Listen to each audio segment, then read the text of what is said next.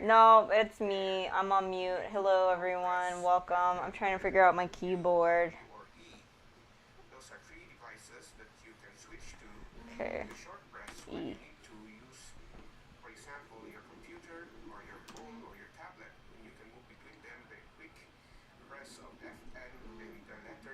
F and Q.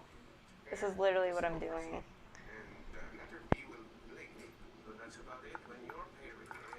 What? That is like not working for me either. My P button just keeps blinking over and over and over and over. I don't know what this means. Also, I don't think mine is the 61. Mine might be the RK84. Let's try this. RK84. Luckily, my laptop has like, what do you call it?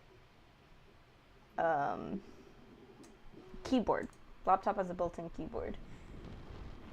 Mr. Get Rex, this is like the worst stream ever. Oh my god. Why? Just tell me.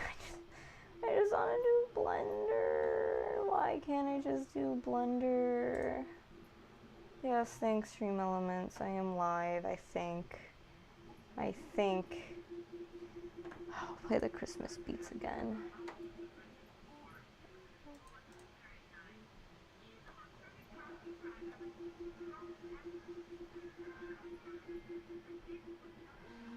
Same issues resolved by uploading the firmware.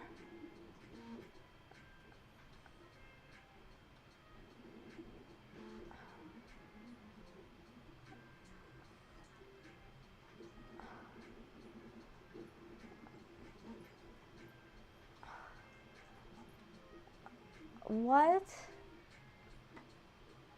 Okay, that's not my exact issue though.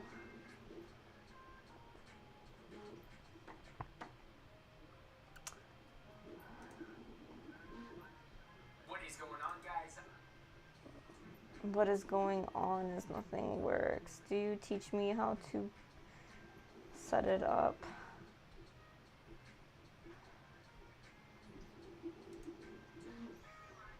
Found this keyboard. It looks pretty nice. We got, and let's see how they feel and sound. The keys, it's a really nice keyboard. But I'm really enjoying this so far. And we are back. Let's jump right into the first pro, which is definitely going to be the switches, the key feel, fine, and soft. Okay, this guy did not teach me how to connect it to Bluetooth. All I want for Christmas is a 3D model without errors. How did you know? How did you know that, Moose on the Loose? Okay, does anyone have experiences with just connecting their keyboard to the computer?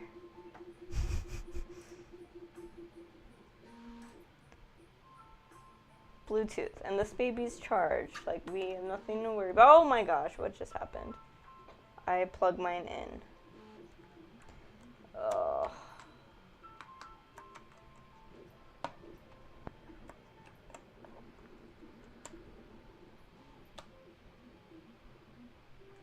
Nope. Press this P thing. 'Cause when I do press this, it starts blinking like a lot more. I guess I could plug it in. It's just, yes, I have Mr. Get Rex, but it doesn't hurt to try it again on stream because I find that even when I do the obvious thing off camera, it doesn't work. But as soon as I do it while someone is looking, it works. So I'm turning on and off. Maybe I have to switch this button.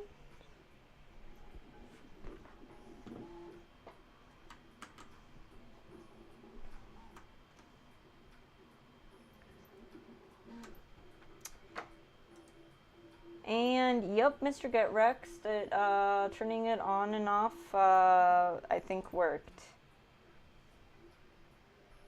Wow. I just had to do it on camera, of course. I swear I did it. I'm not even joking you. I swear I turned it on and off.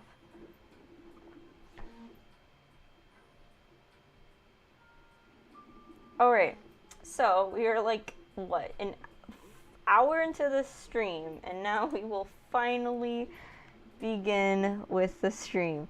Hi everyone, my name is Alina.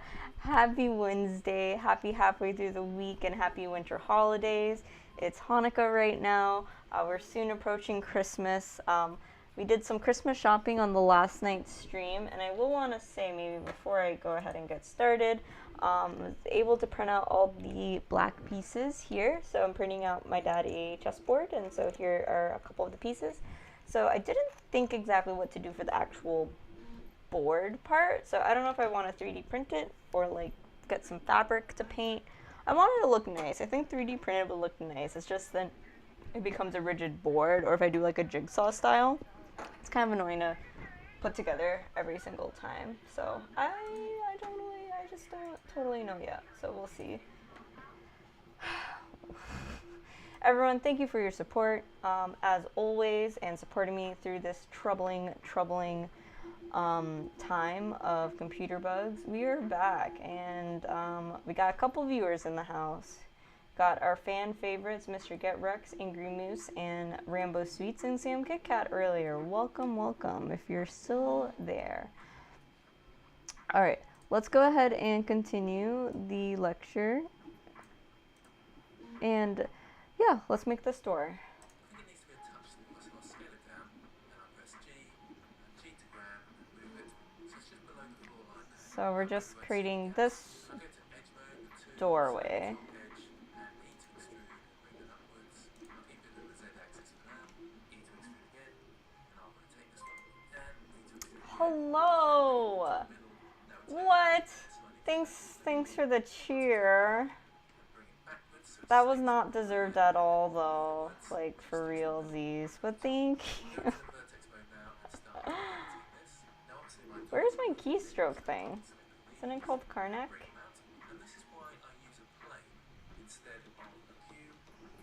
Guess not.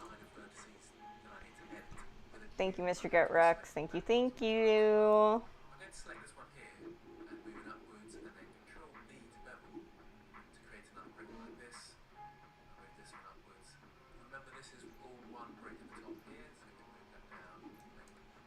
Control B to bevel. Can I do that?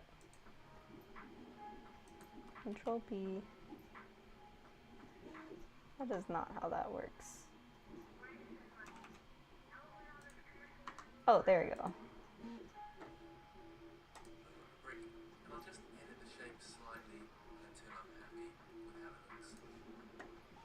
Okay, so we're in point mode, and we just want it to be a little bit more curved on the top. Ooh, now let's turn off snapping. Just want this for top, a little rounded. Me just pelting people with pennies that have been chopped into bits. We appreciate it. It's what we do as Twitch streamers. I live for the bits. Every penny counts, for realsies. Okay. How's that looking? Me? Me?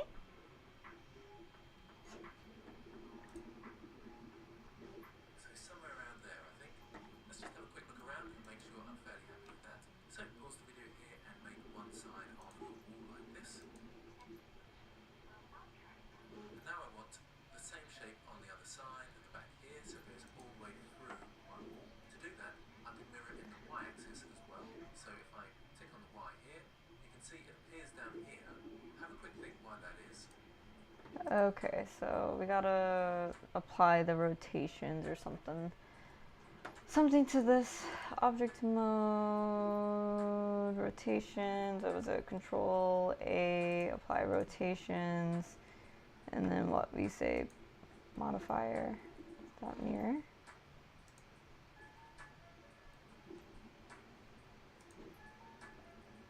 So if I go into object mode with tab, press N to get my tools and go into item, you can see we've got that X rotation, which we need to apply. Oh my gosh. Shortcut to apply the rotation. So that's Control A to apply the rotation. I am so tired. I don't know why, like, trying to fix stuff just gets it so weird and buggy. Our object origin is just here. So again,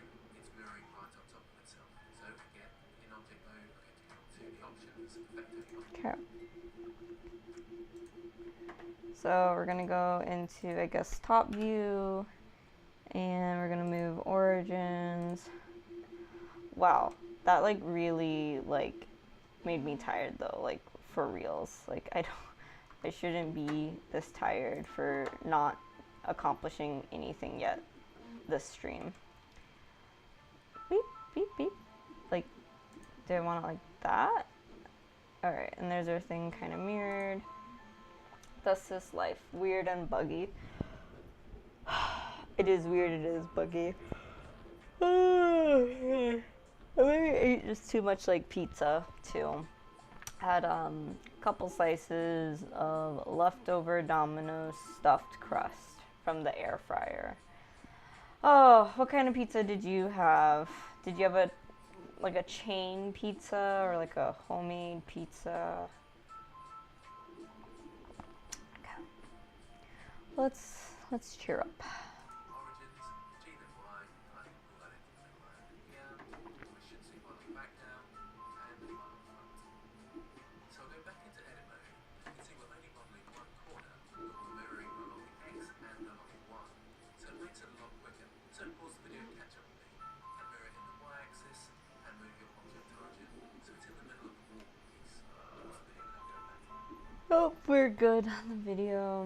Okay, so now Flatbread pizza, it was gross. Only ate half of it, which is like 400 calories. Flatbread pizza is hit or miss. I've had some pretty nasty one at a brewery last 2 weeks ago. It was like basically like a cracker with like bad tomato sauce and cheese, and I was like, why would they do this to me? Here, turn that down a bit. Shift or left click to select the edges on the outside, and I press E to extrude in Y and extrude. Okay, so in edge mode, so now we're gonna kind of extrude this doorway. I think this doorway needs to stick out a bit more. You can see it's kind of inset into that face. So I don't know what the best way to go about it. Like object mode or something? Why is it like a super struggle bus? I don't know, G, then Y. Stop. Edit mode, I think actually, let's turn this off. A, G, Y. We'll stick it out just like a tad, like that. Creamy sauce? I like a good white sauce pizza. To each their own. Some people are a little more traditional and want the red sauce. Okay, so A, select all the edges. Do you really want me to do that? And then I to inset? No. Let me rewatch the last 20 seconds or so of that part of the video. It wasn't a good white sauce pizza. Restaurant or frozen? Or somewhere else?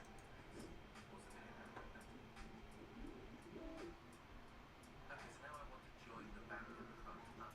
So I can go to edge mode 2. Select this row of edges here, so hold left click to select them, and shift or left click to select the edges on the outside. Okay, only the outside edges. E to extrude. Got it. This. Shift Alt click. Shift Alt click. And then E to extrude in the Y direction. Like that. Whee! Okay, we did it. Frozen. Do I need some coffee?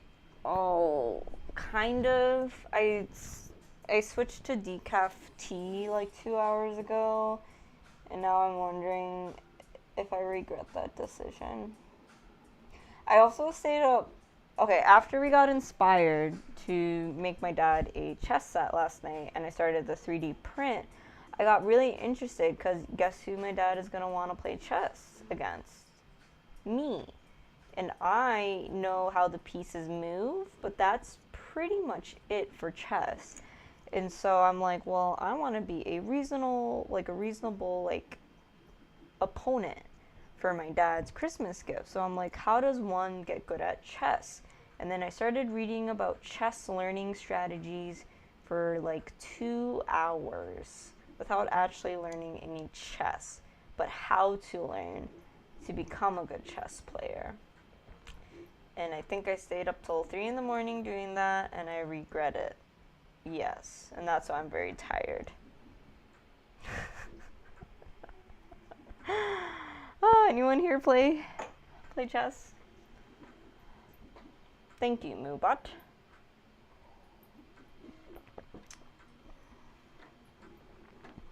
And let's continue the next part of the Blender lecture. This might just have to be a shorter stream with all that's going on. Actually, I'm gonna switch camera. I'm gonna switch quickly to the Mac and see how it's doing. Yeah, looks like it's doing okay. I just have to click distributions certificate and get that all uploaded. Processing symbols. Okay. Switching back. Okay, that looks okay. Mac stuff looks like it's doing okay so far. Straight backwards. Now I can't see how far I'm going, so I'll just straight a little bit. Isolate my shape with /my numpad.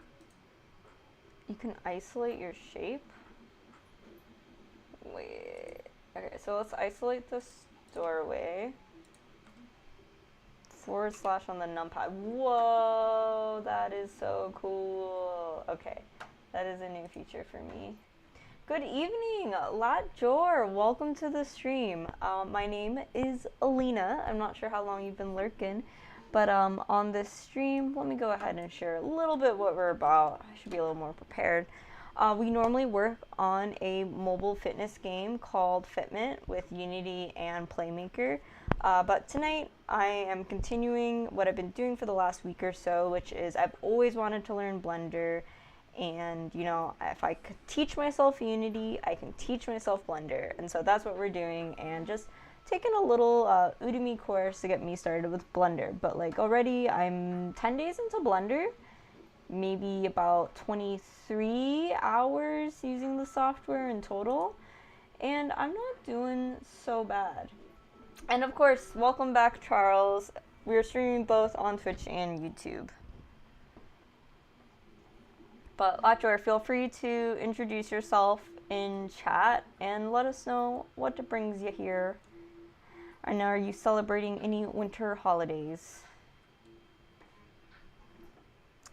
Alright, let's continue the lecture. I've got clipping turned on, so I can just press G then Y and they should stick together. So we have our doorway. Set that. We've got a nice door surround.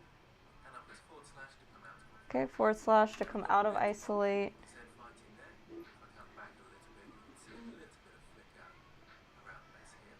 So if I select all, press G. Mine's okay.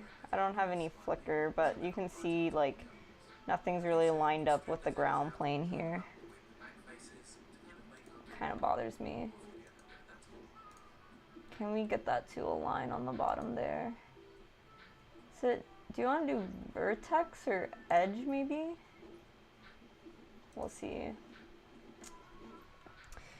So tonight's just a Blender night, and what we're working on is basically, we want, the end goal of this particular Blender project is to make a dungeon scene. And so what we've been working on over the last couple of streams is building out all these pieces. So we have like a, you're not gonna really see it, but we have like a crate, we have a barrel, kind of all these like low poly assets, we have walls, we have these pillars, and we're gonna, at the end, put them all together and I guess learn new stuff about putting things together. And then also, this course does a little bit more heavier on the rendering side, which I think it's cool to know, because I think, you know, the final rendered stuff always looks so cool. But, not like, I don't think it's like, oh, what just happened? I don't think it's like a must need or anything, because I think my end goal with Blender is to go ahead and be able to make my own assets and just kind of, yeah, make my own assets and bring them into Unity that way. This doesn't snap, huh? I would have assumed this snaps. Maybe increment there? Let's try that. So E to extrude, and it's just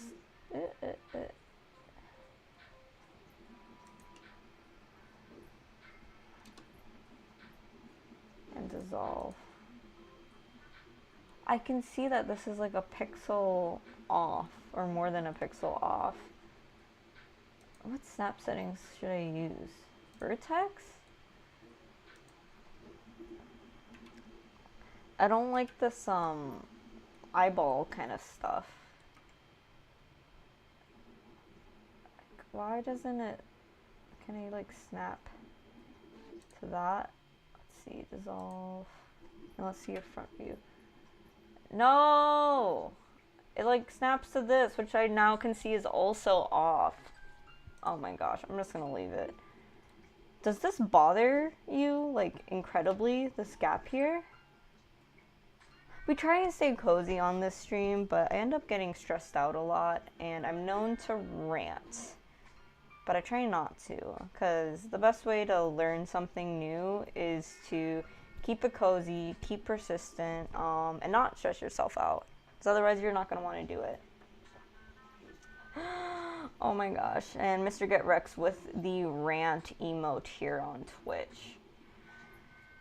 Activate my inner bro. No, I can't let my inner tech bro come out. That's when things get really bad. I don't think we're there yet.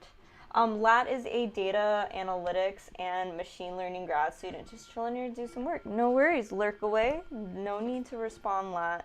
Thanks for stopping by, and let's do some work together. Let's do some co-working. Charles, if you're still there, are you also working tonight? Okay, I'm gonna call this quits, and we will continue. I'm not letting my inner tech bro come out.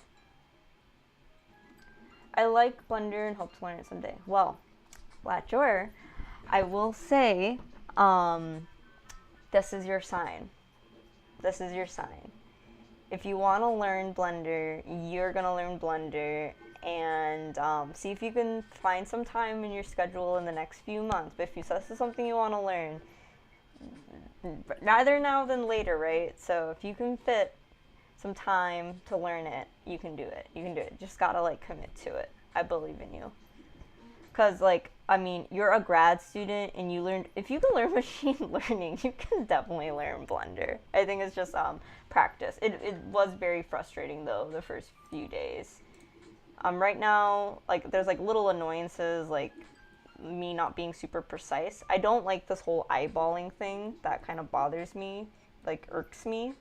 But it's going okay so far. But you should have seen me on day one. Which I don't know if there's a VOD of that. You don't want to see me on day one. But yeah, it'll be a little bit of a struggle, but like you could totally do it, especially if you're like you can do like data analysis and data science stuff. Yes, Lat, you see the sign. Charles, I've been swamped with other things, so I hadn't had a choice to actually finish it. Oh, wait, I didn't see your previous post. I'm working on a script for my first devlog video. You're scripting it? That sounds like very professional content, but you haven't gotten to finishing it yet. I've seen like stream of conscious devlogs, and then I've also seen really, really polished devlogs. I've also seen like life/devlog vlogs. Yeah, I've seen a lot of different type of devlogs on YouTube, so I like them a lot. They're really fun. Okay, lastly, let's separate the bricks out. This brick's a little bit tall. So we're watching a course right now, which is where that other voice is coming in from. And this one here, take it around the Z and move this down a bit. Probably somewhere around there. And I'll select this edge loop as well, and this one here as well. With Shift Alt and click, and I can bevel these with Control B to bevel. Okay, we're gonna bevel some of these edges. Yeah, okay, fine. So we're gonna select. It's a lot of keyboard commands in Blender. So Control B is a bevel, and then I'm gonna do like that. Then I'm gonna say yes. Then I'm gonna select the inners. I think. Whoop.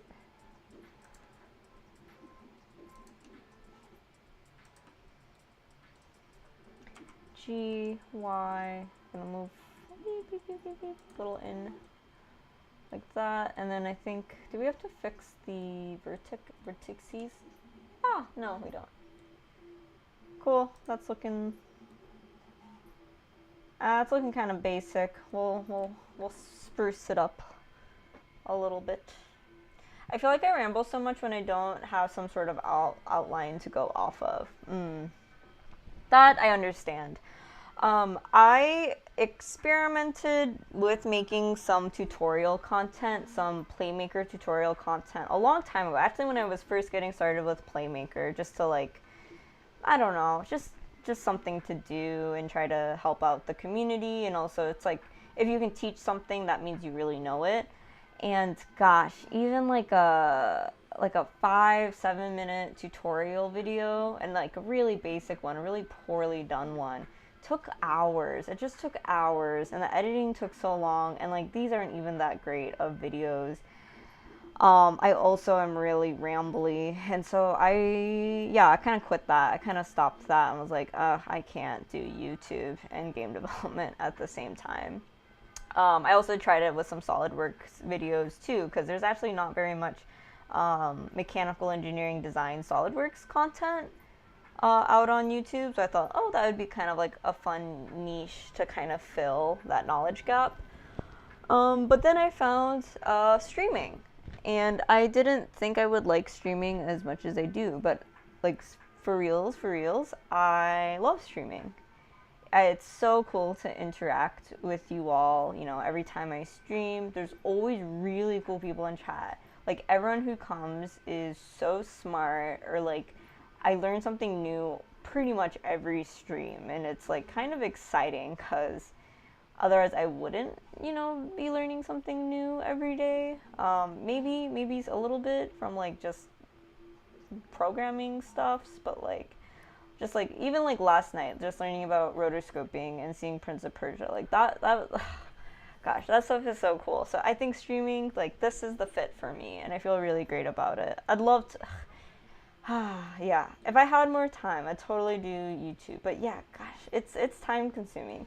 How many devlogs do you plan on doing, or is it gonna be a series of several or many vlogs? And let's go ahead and watch the next part of the lecture. So I'm turning them into bricks, and I'll use the wheel of my mouse to create an extra loop in there, and left click to center. Now I can come in and select each of these and scale them in. Now at the moment they're scaling into one another, so they're taking that sort of medium point there. So I'll undo that, have a quick think of what I need to change in order to make them scale on their individual origins. So hopefully you'll have the gene cut here, which is the transform pivot points, and change it to individual origins. Now if I scale, we go inwards, again on their individual origins. Now I'm just going to go into local view to show you something that may Local seem a view. bit confusing to start off with. If I come around to the top here, that's scaling this edge around here has gone in this way a little bit further than it has into this way in the Y. That's because it's finding the middle point of. Oh, you know what? I should have also inset these edges as well. So I'm gonna press Control Z and undo some of this here. Control Z, Control Z. So what we should have done is also add this to bevel as well. So that little bevel, Control B, kind of goes all the way around our brick, and I think that's gonna like look cooler.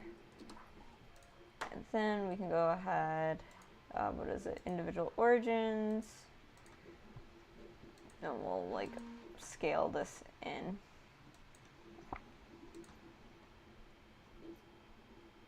Door. Yes, brown disappointment. So this is Blender today, and I'm glad you can tell it's a door. LOL. It's a. Is it a super realistic doorway? No. Look at these bricks. Like, what the heck? I don't know. I don't even know what's happening on the top there. But like, whatever. Good enough. Sometimes you just have to say whatever. Good enough. It's mantra. Making the McDonald's sign. Ba-da-ba-ba-ba. A little bit. A little bit.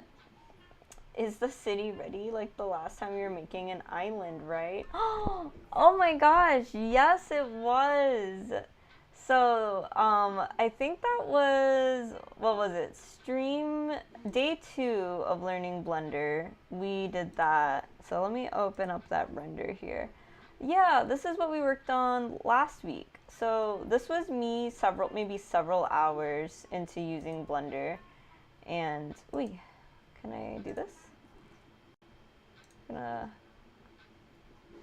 This was pretty much the final shot there. Yeah, I mean, really basic. You can see it took forever to make these little houses, but to go from like, we were just making these little houses to what we are working on today. So pretty much about 1 week. Yeah, it's been about 1 week later, moving on to like this. Like, my rate of improvement's pretty good. I'm feeling pretty good about myself. Thank you, Brown Disappointment. Are you inspired to now try Blender too? Thank you, Charles. Thank you. Baby steps. Everyone starts from somewhere, and now I just realized I should have insetted the inner ones too. Ay. Okay. Control Z, Control Z, Control Z. Do people do this a lot, where you're just like always Control undo? Oh my gosh, and it looks like I got stuck on that. Can I go into edit mode and Control Z? Nope. Alright, well, let's see if we can fix some stuff here. Yikes. We want these to have those like individual, what do you call them? Shoot. Dang it. Okay. Sometimes I click the wrong thing and it deselects. Want these to also have the thingamabob, this thing. Oh, I feel like this is like very bad modeling practice. Like, what the heck? Is this a... Oh no. Okay, we're gonna ignore that.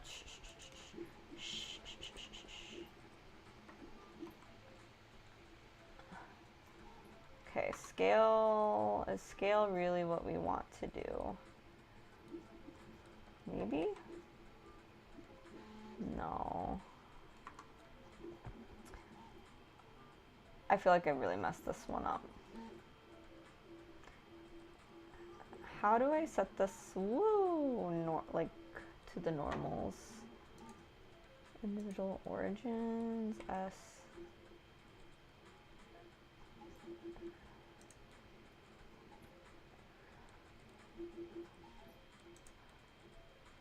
I think we really broke this. No matter though.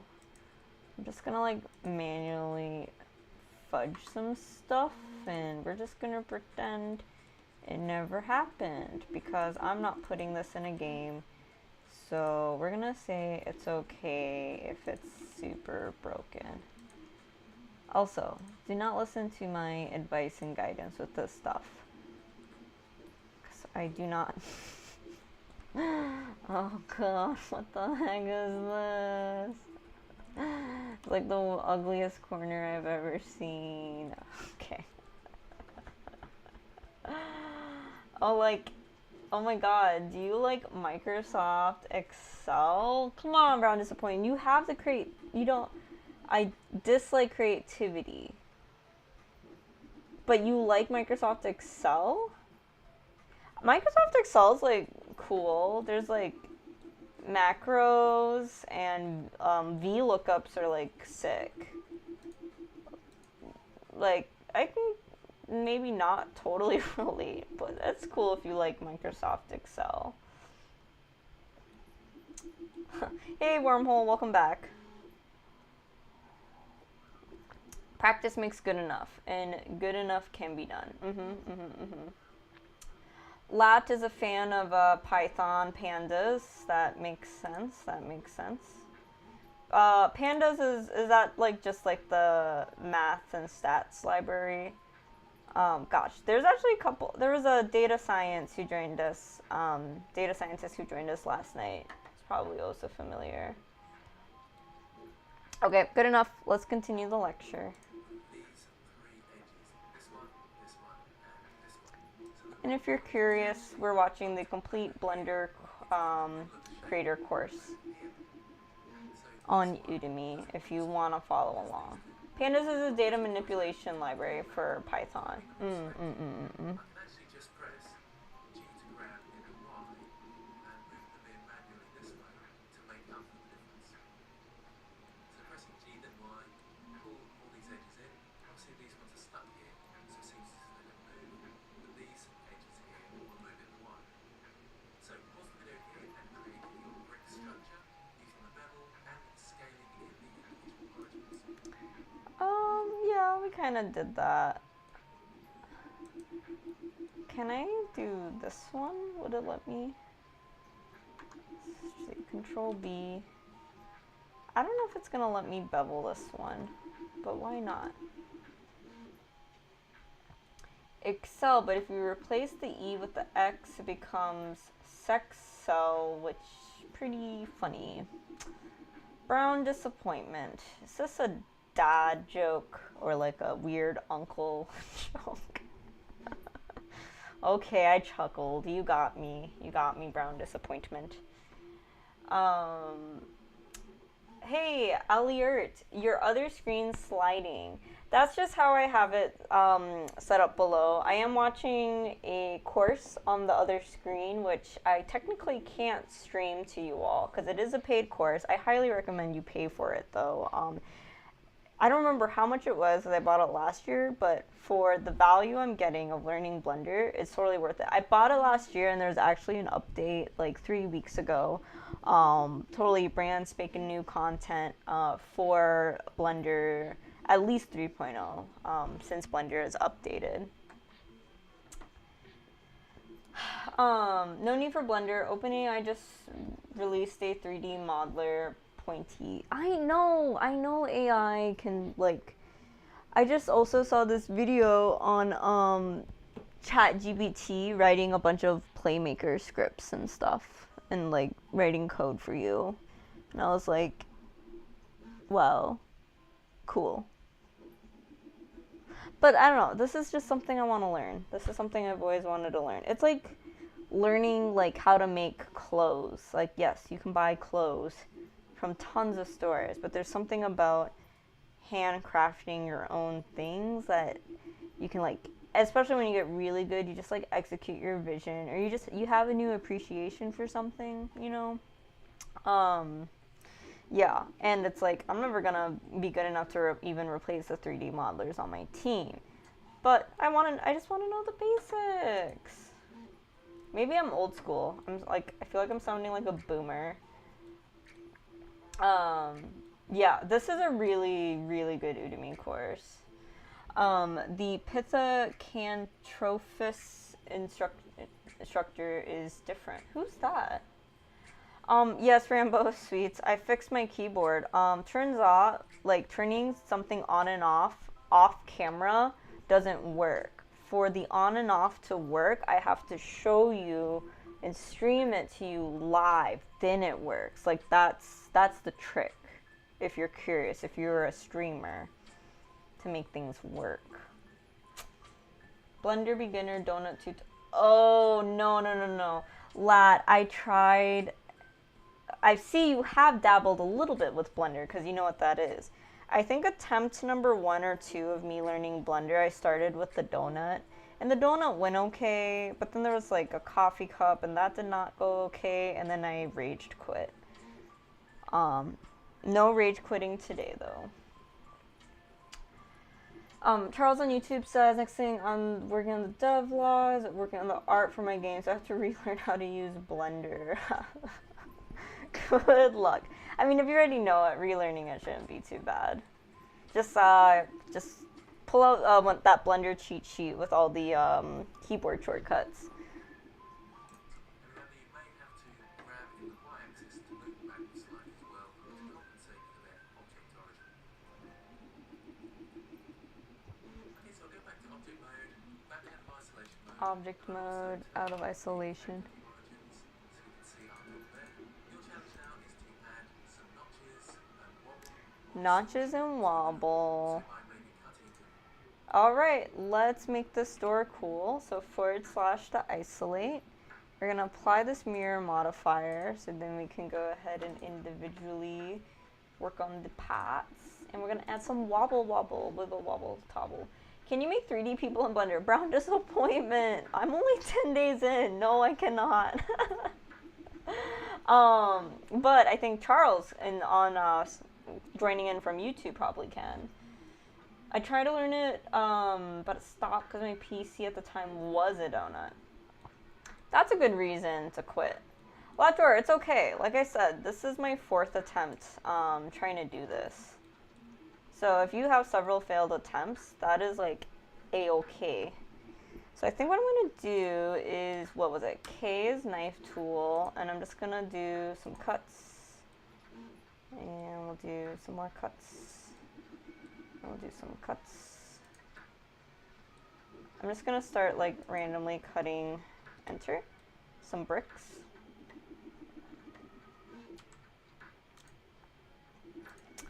Brown disappointment. Not trying to disappoint you, but making this very off, loppy door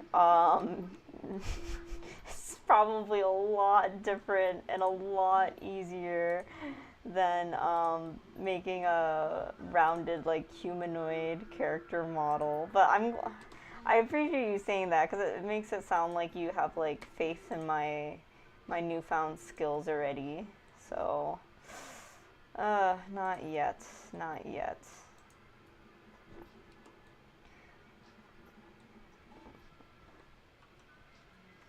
So I'm just creating a bunch of like vertices and stuff for myself to give some room to work with, because we're gonna add some wibble wobble so this doesn't look as like perfect. Yes, Wormhole, this is lecture number, or video number 32, and it is making the module dungeon. So in the previous streams, we've made a crate, we've made a barrel, we made walls, we made a pillar, and now we are doing this doorway. So I'm just following the video as is. And then also, I had some streams where I did actually make some game assets for the game fitment, which is what we normally work on. And that is going to be released, actually that just got released to Android today. So go ahead and check out that update. And to get the items, it does require hard currency gems, which does mean you have to watch ads to do it.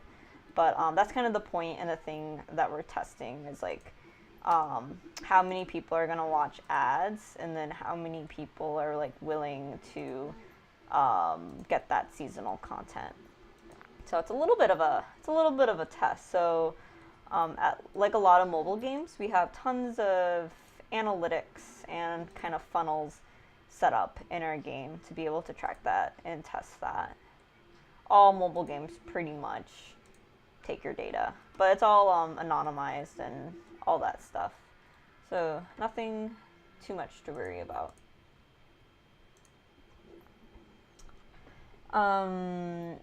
Ooh, Blender Studios' new short film was recently released and is pretty cool. I'd love to check that out. Let's change gears and go ahead and check that out. This is your game, by the way, for folks who are lurking. Let's DuckDuckGo this. Blender Studios. Oh.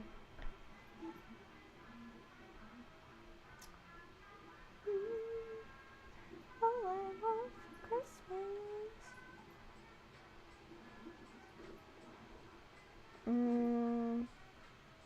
Is it on YouTube?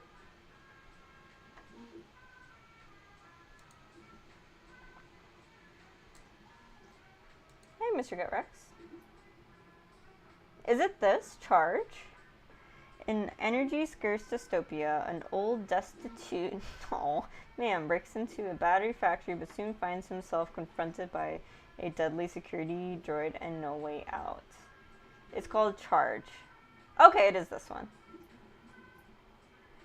So we're gonna check out the, basically this is feels like the demo reel for Blender. I'm kind of curious. So let's go ahead and watch that together. Thanks for the recommendation.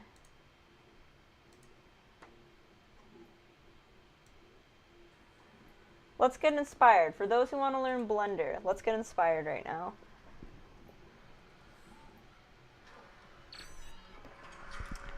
Okay, it looks really good. That's cool.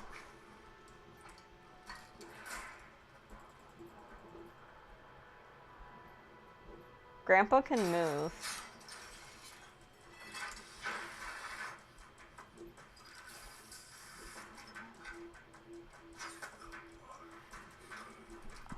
Oh my gosh, sorry, we gotta rewind.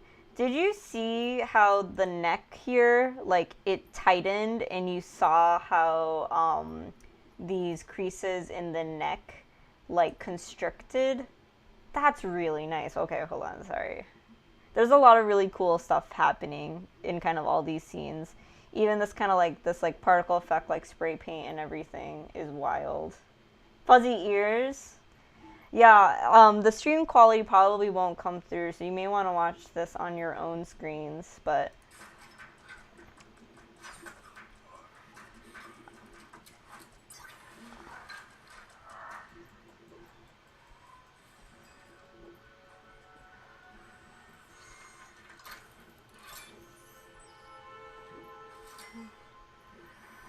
Nice camera work. I'd love to learn more about cinematography. Oh, this is giving me major Metroid Dread vibes.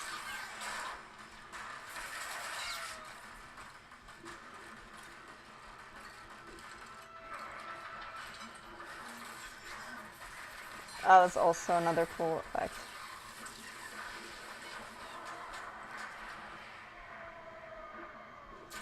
Yes.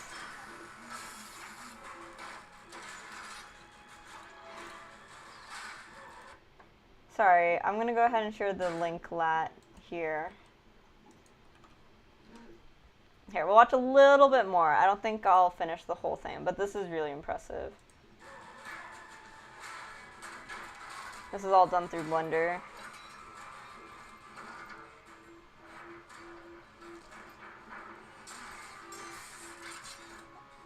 Oh, God.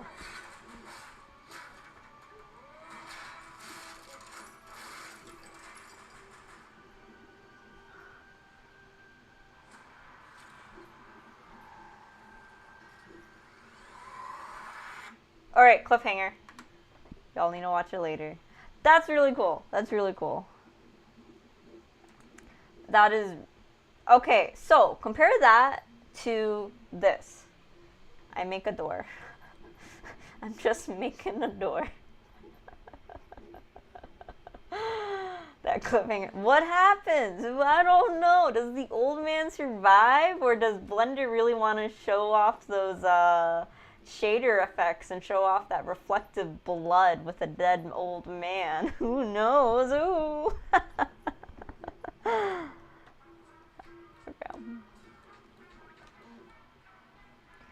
I do want to see the rest of it though, so I'm also hyping myself up for it.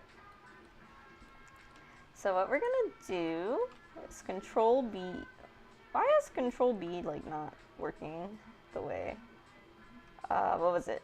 J, I. I for edge? No, V for edge. Oop. Something like that. Here we go. And then hold these two, J to join. So we're gonna just create some, what do you call these?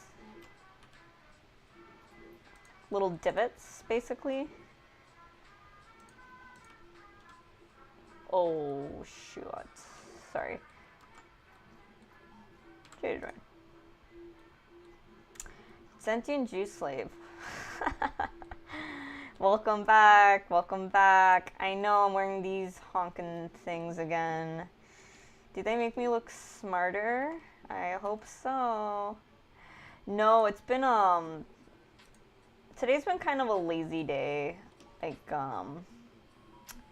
did a pinch of makeup. I normally like to do full face makeup and look nice on the stream and everything, but today there was a big snowstorm and I was like, I'm just not in the mood for this. And so, what did I do today? Oh yeah, Bugfest. Major Bugfest. Still trying to work on getting the iOS version out, which is like late. Basically my 2 updates are super freaking late. And then I'm curious to see it. And then also was looking up the analytics of the game, like see how the game is doing, how many downloads. Downloads have slowed down a little bit. We don't have too many. While downloads isn't like our biggest concern or our biggest thing, because we're not really hardcore marketing it. I mean, I know investors want to see that stuff, and it's just sad because like so many people do really like your game and we get a lot of awesome feedback, but then it's like, I don't know. Life, 'tis life. They're cute. Thanks. Thank you. Yeah, they're like clear framed, whatever. I got them off one of those, not Warby Parker, but another one of those like cheaper websites, and it is kind of nice. I'll do a little wibble wobble there.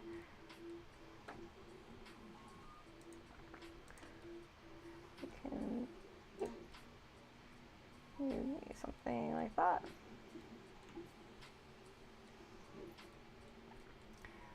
Let's see, we can do Control B, oops. Ooh, double. No, if we're gonna do Control B, we'll do a little indent there. Going across. They look like my glasses in a different color, but I wear women's glasses. I also wear women's glasses. Yeah, I'm kind of digging these. GG, wait. No, G... how do I do this? I have to like point, edge slide. G... There you go. Sorry I don't have keystrokes up today.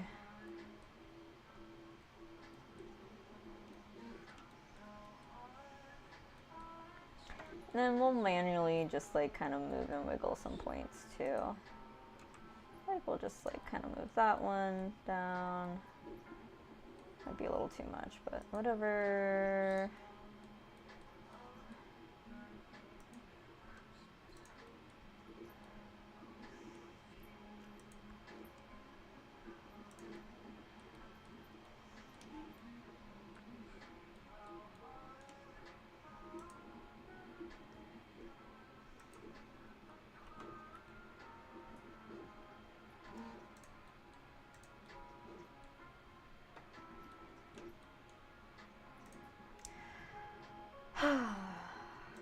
Alright, glad things are calming down though.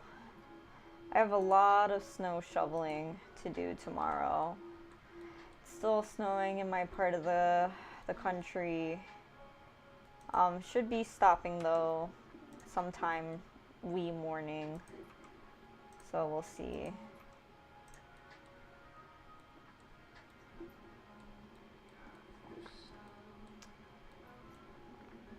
Crazy how a new coffee machine makes a difference in the taste of coffee. And thank you, Charles. Yeah, just adding the little cracks, and I'm just trying to distribute it relatively evenly and give it some wobble. I think will help a lot. So if I go to object mode, this one, it's a little too straight here.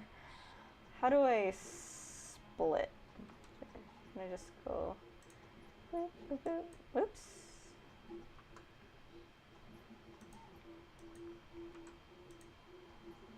This one's just a little too linear.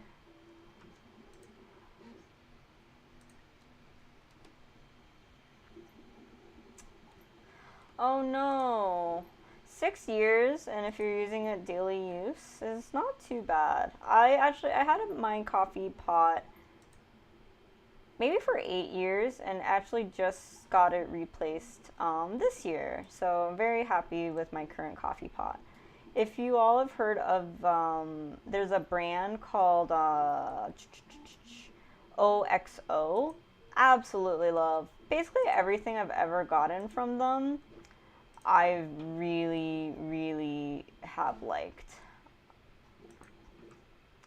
So I don't know if anyone's heard of them, but just like they design a bunch of kitchen appliances and kitchenware, and like I swear, like all of their stuff is seriously just so good. I had their garlic press was really nice. Their coffee maker is like it's so well designed. And just like all the little features in it just is like, mwah, chef's kiss, like for sure. I don't know how they do it, but just they must have a really good industrial design and just like UX team there. My OXO French press. Oh, and your knife set. Okay, yeah, they just do really fantastic products. My background, by the way, is mechanical engineering and product design. So I'm pivoting from that into games right now. So I have a very, very big fondness for well-designed physical products. I don't know how they are as a company, but like maybe I could have worked for them or something. Getting stuff with like good ergonomics to work for large sets of the population is always like really, really, really tough.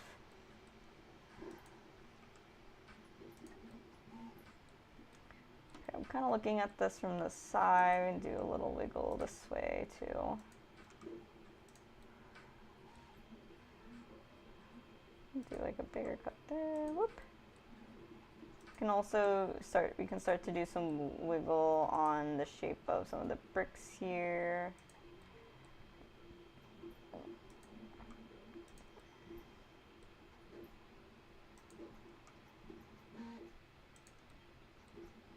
Maybe not in the middle like that. That didn't look the greatest.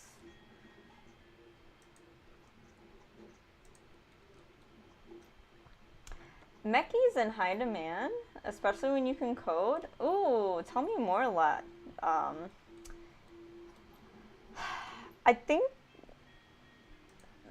Mechi is in high demand. I think my type of Mechi, though, is less in high demand. I know, like, medical devices is hot. I know certain things are hot. What I really like to work on is, like, consumer products. I feel like consumer product design isn't as hot for whatever reason, at least the job market. Okay. Let's take a look in object mode, see if you want to add anything else. I think this side needs more cracks.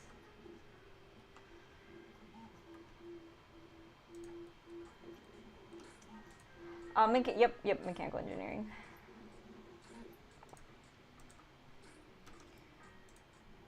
I also heard though, like the games market, at least maybe I'm speaking from my non-existent knowledge of just taking a look at the Twitter algorithm indie game dev sentiment it's really hard to find a job in the indie game space, or it's hard to find a job in the game space if you don't have that much experience, which is kind of me.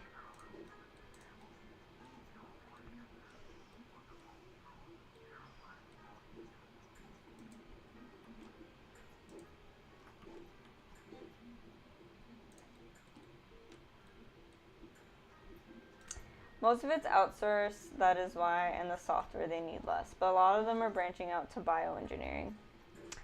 Yeah, unfortunately I don't have a background in that, though. It's so sad. I wanted to go, I was thinking about bioengineering as a freshman when I started I went to a 4-year school, state school, and I just wasn't smart enough. You needed like, I don't know what it was, like a 3.5 GPA or something, and I didn't have that, and so I just couldn't get into the major, which is so sad, and I think is so gatekeepy because I had some pretty bad professors that I wasn't able to learn from. So I'm gonna do and blame it on other people. Ha ha ha ha. But it's like, I honestly think if I had some different professors, maybe I could have got into that major. And who knows, maybe my life would have changed for the better or for the worse. But too late now, right? The game space is treated like the art space, that's why. Everyone wants to do it. Yeah, and it's portfolio based. It's fun. The game space is it's so much fun. It's so cool. It's such a multidisciplinary thing. I mean, I'm just having a ton of fun. Just like, look at this. Like, I'm just learning so much stuff. Am I really good at it? Nah. But like, that's okay so far. Here, I'll do like a little small. We're gonna wrap this up V soon. Oops, Control B for bevel. And we'll move to the next part of the Blender course.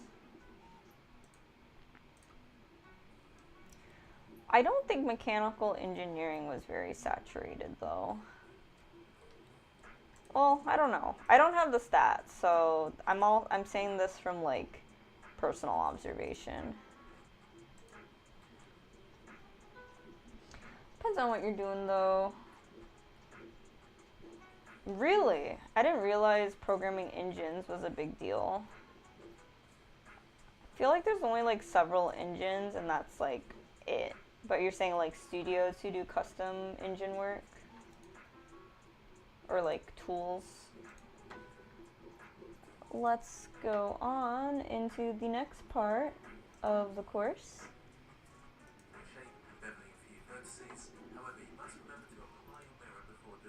Turn this down just a tad. And we are continuing the Udemy course.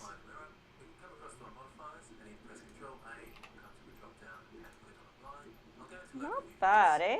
Not bad. Someone...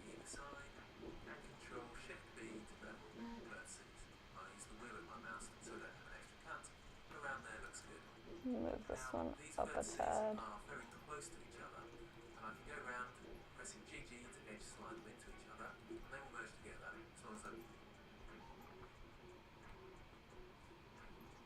I think I did a knife cut here, but I almost want to do like a bevel. Hold on. This is gonna, oh, this might look wonky, but I do want to bevel this. This stone just feels like very oddly large. Control B. Wow.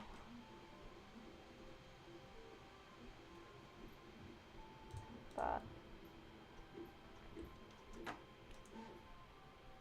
Reasons that graphics programming is used in places. Okay, yep. Military, enterprise software. Yeah, as soon as you get into enterprise, for sure.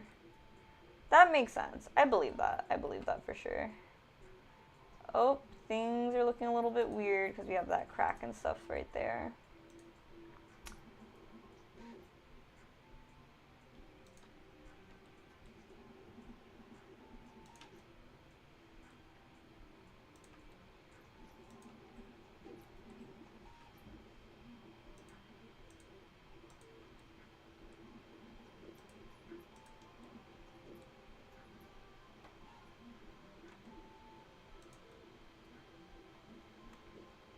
Scaled some things in there.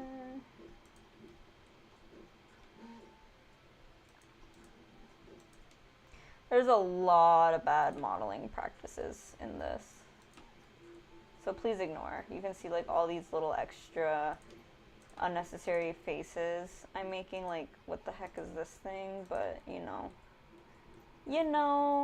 Ignore.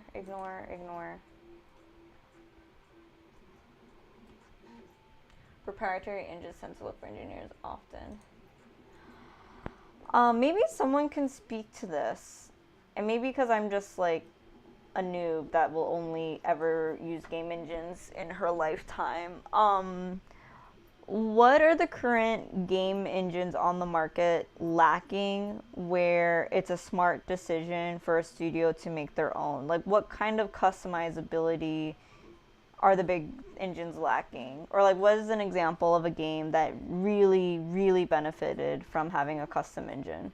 Because for me, making a custom game engine sounds... I mean, it just sounds like a lot of work. It sounds like a lot of work, and I don't really understand the cost trade-off of it. And this is from outside perspective, someone who has not formally worked in the games industry before. Let's go ahead and watch the next part of the video. That looks a lot better.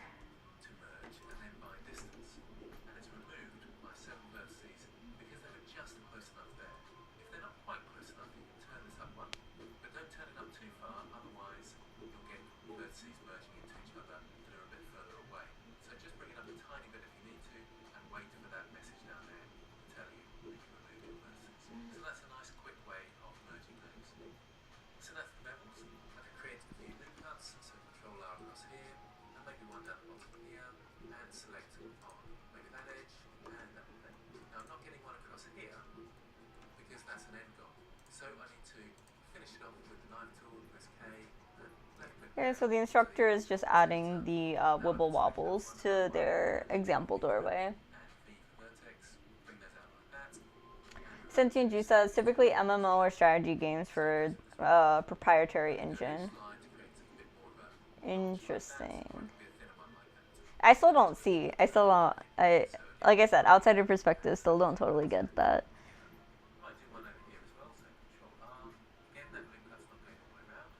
Oh, right, I could have done loop cuts. Yikes. I just did knife to kind of randomly cut these stones.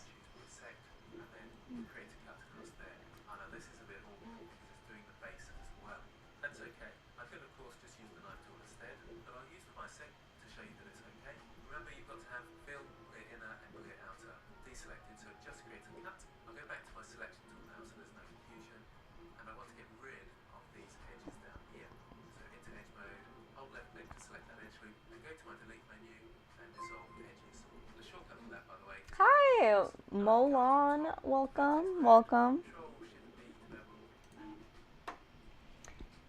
to the stream. Not sure how long you've been lurking, but let me go ahead and switch gears here a bit.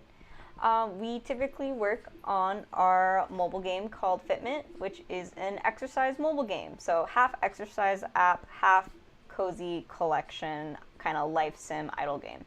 So yeah, this is our game. You have Fit Buddy characters, collect things, yada yada yada.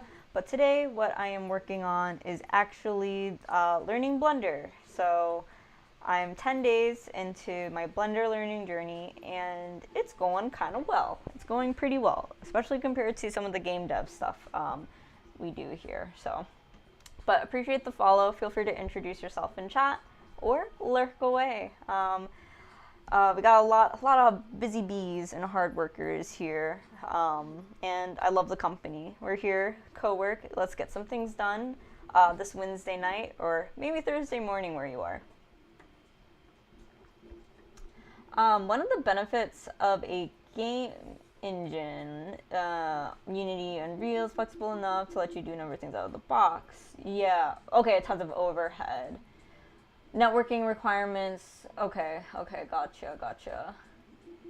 Specialized audio. Crypto is used as an argument. Yeah. I mean, you know, studios are always, like, I'm not going to doubt the game dev. I'm not going to doubt the studio. Like, they know their skill set, their time, their budget's the best. Like, if they're going to pick using a game engine or make their own, like, that's the best decision for that studio. I was just curious. But the network stuff like that does actually make a lot more sense. And I guess, yeah, if you're doing really custom stuff like putting blockchain technology in your game, maybe you want to do something a little custom there. For me, Sean Peoples, I agree with you.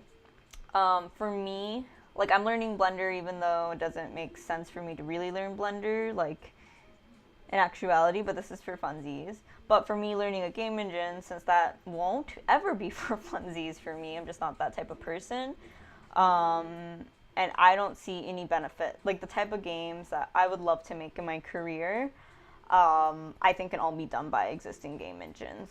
I don't foresee any of the titles. I have kind of like a list of dream games to make. Fitment is one of them, but also some other projects and things I want to do as well. But nothing, I don't think, requires custom stuff like that.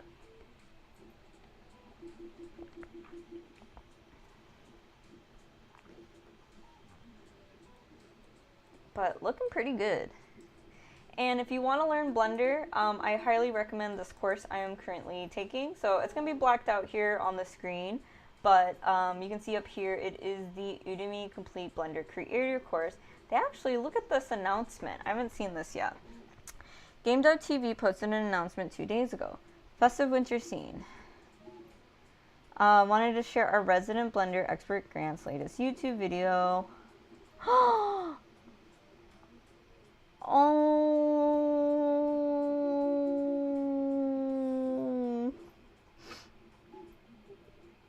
gosh, do you think I can get this good one day? This deer is so good, this low poly deer. We'll get there. Let's do it. Gotta keep practicing.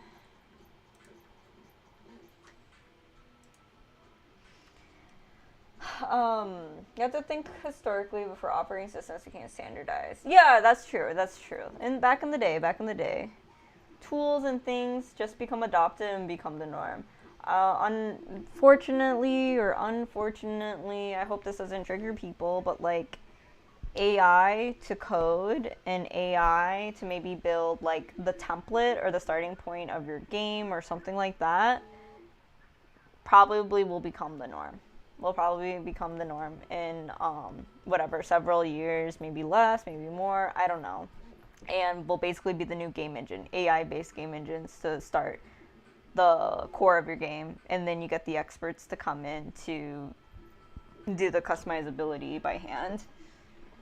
Yeah, that's totally what I see. And while it sucks for like, well, maybe it's gonna suck for some, maybe it's not, but that's gonna be the future. I'm sure the people who used to program game engines back in the day, well, I don't know, do people who used to program game engines back in the day, do they support the current game engines like Unity, Unreal? Like, I saw a friend tweet yesterday, it's this controversial tweet. It was something like, what's the difference between you doing fan art of your favorite video game versus AI doing art of your favorite video game? Because you're both still borrowing the concept. So I don't know. Just, this is all food for thought. And I want to stay open-minded about technological advances, and hopefully that opens us up for more creativity and like more time to do other things, and more time to do manual things too, things that we want to learn manually. AI is going to kill everything when it becomes autonomous. A lot of people believe that. I think Elon Musk was a big thing about that. I won't be comfortable with any software 100% made by AI. I don't know. I don't know how to respond to that. I'm not sure. If it's something simple, if an AI designs me like a cute little to-do list app, whatever, I'd be probably chill with that. If I had an AI like scanning my like cancer reports or something like that, that's probably good. I don't know.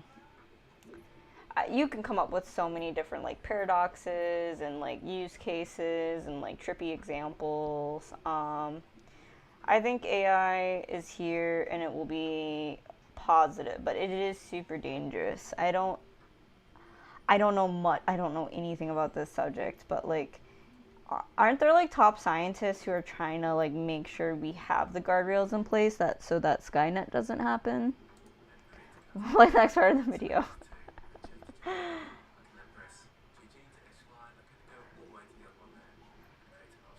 Okay, I think my door looks pretty good. Mesh, transform, and randomize. A bit too much, so as usual we go to something like 0.01. Now I don't want the bottom vertices to be affected by that, so I'll undo that. Deselect the bottom vertices. They used a lot of randomize, so like randomly like move the XYZ coordinates of all the points. I don't really like that technique though. Looking quite nice. I'll add a little bit more to the back here, so I'll just speed this process up. So just beveling a couple more vertices. There we have it. If you hear that like weird buzzing noise, I am 3D printing a bunch of stuff in the background, so apologies. All right, now the next part is cutting the door open, because this would be a really stupid door if you can't walk through it. Brown disappointment highlights the message door. Make the door.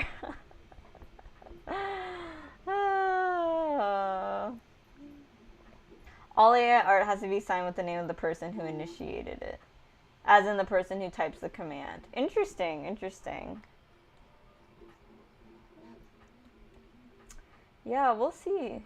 The printing press replaced scribes, the car replaced horses, AI is gonna replace low-level devs and stuff.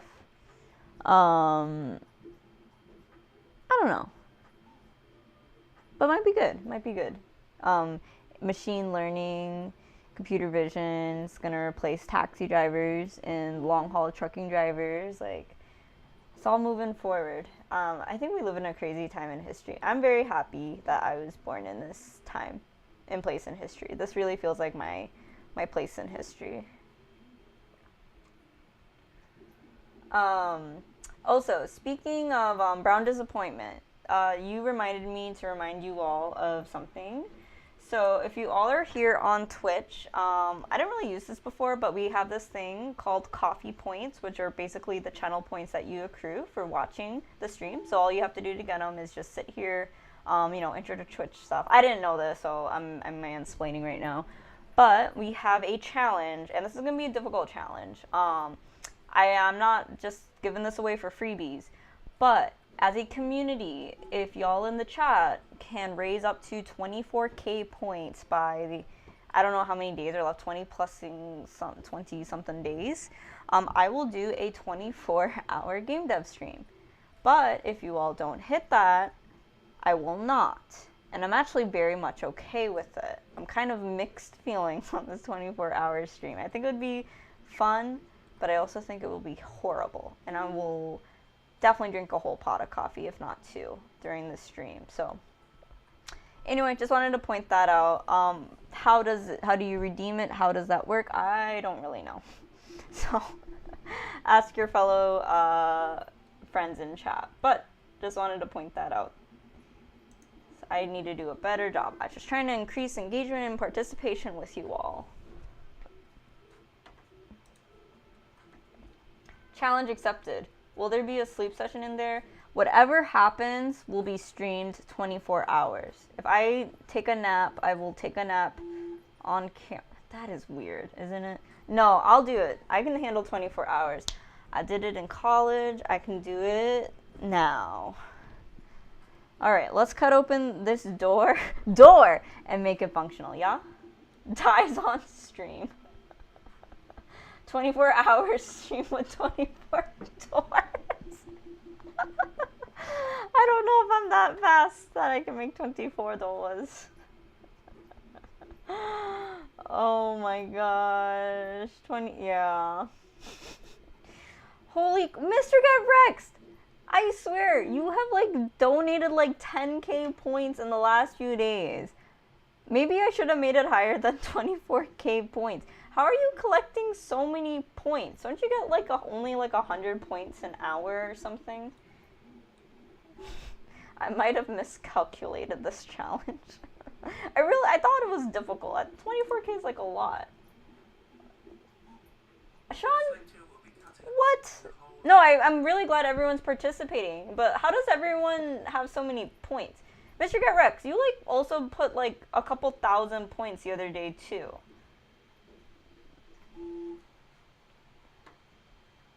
Okay, hold on. Something is not right here. Rate of channel points gained during watching. Y'all are making me a little nervous.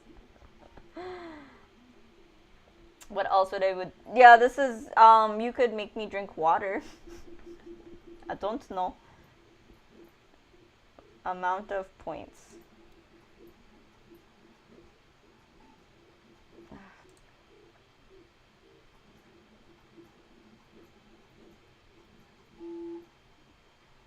What is the rate of points gained?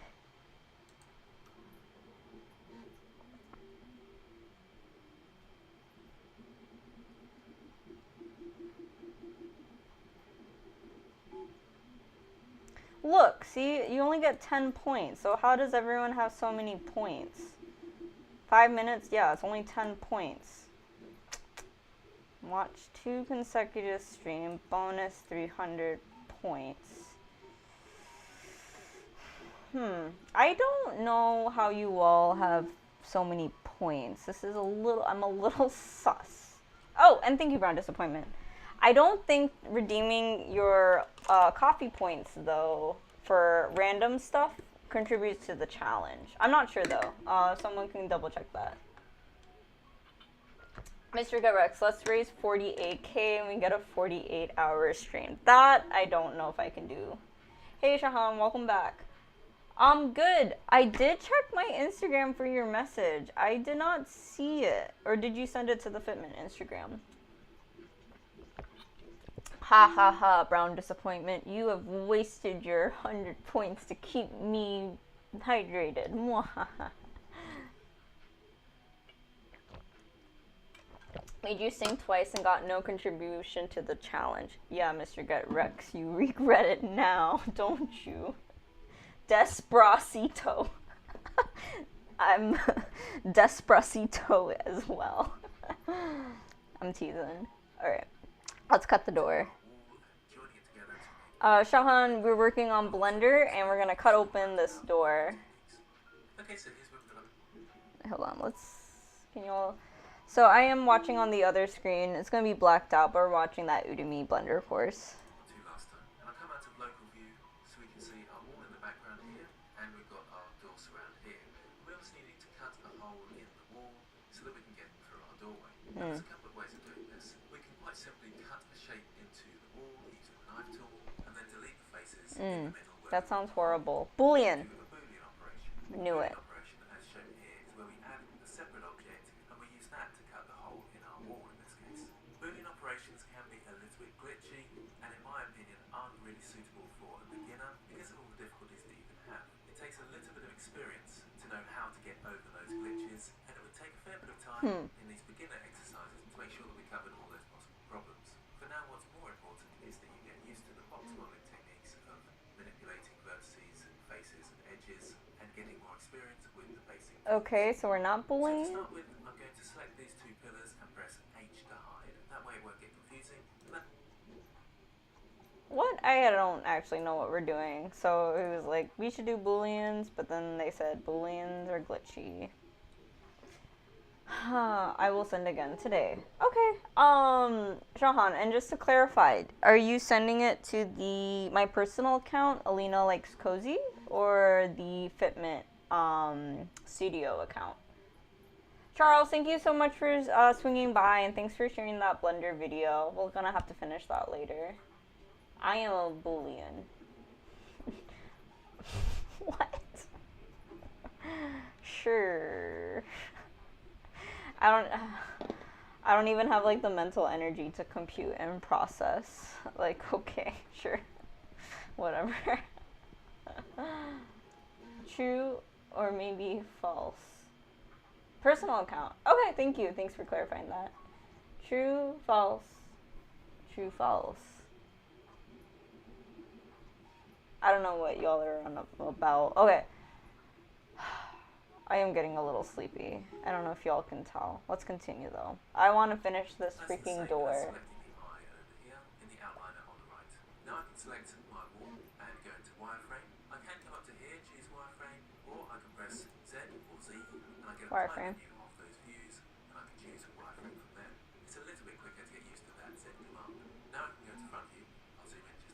Front view. I'll also press 5 to come out of orthographic mode. That way I can Perspective. easily see the edges. I'll go into edit mode, K for the knife tool, and I can start cutting into my shape element.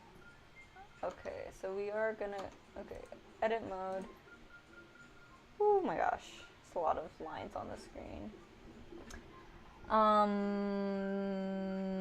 He a Boolean. Door. More coffee. What? I don't know. I don't know what's happening in chat.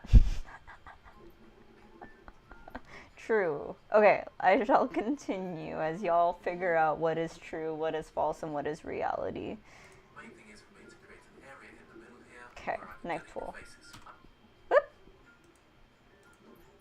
Oh, you muted. So I could, for example, select from here, so left click, and come up to this point here, which you can see there, and press enter.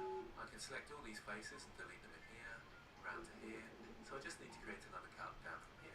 So K for knife tool, and come down from there to there. Now I can go in and select faces, so I can choose face mode, put 3, and select any faces that I don't need. And I'm just going around box selecting. You can actually change your selection tool. This is getting kind of weird, but okay. Oh no, I am not working on opening and closing doors. I've heard a lot of things about doors. Doors sound evil in game dev. Right now, I'm just trying to make a hole in the wall around this door. So we're gonna go K. And I think all the dev does is like cut like that.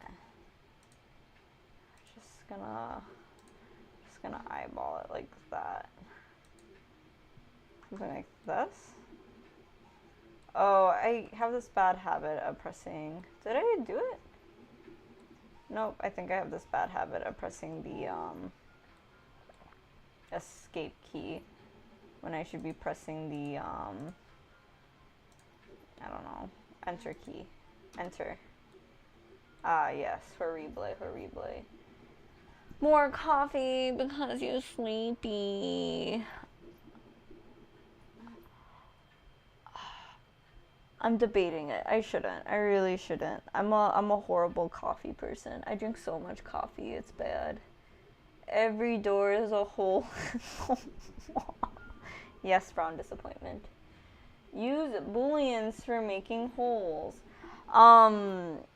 For whatever reason, the instructor does not want me to do that, so I am not doing that.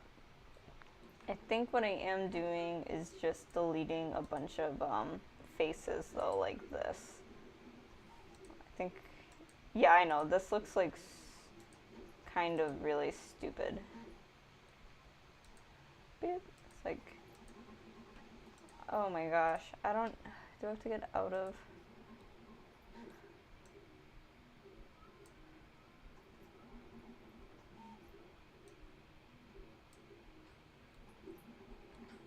And delete.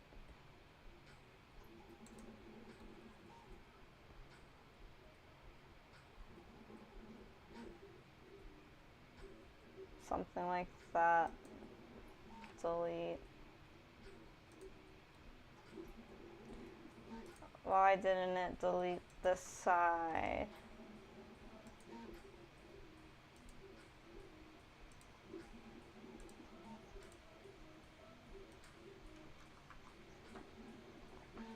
I did the same thing again.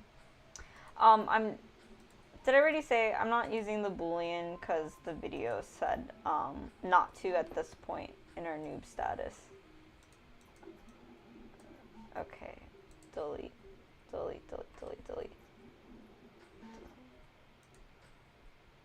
Wait, no, delete.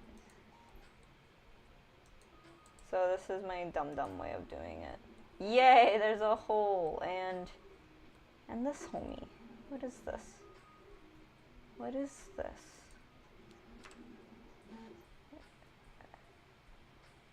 Where's delete? Delete face?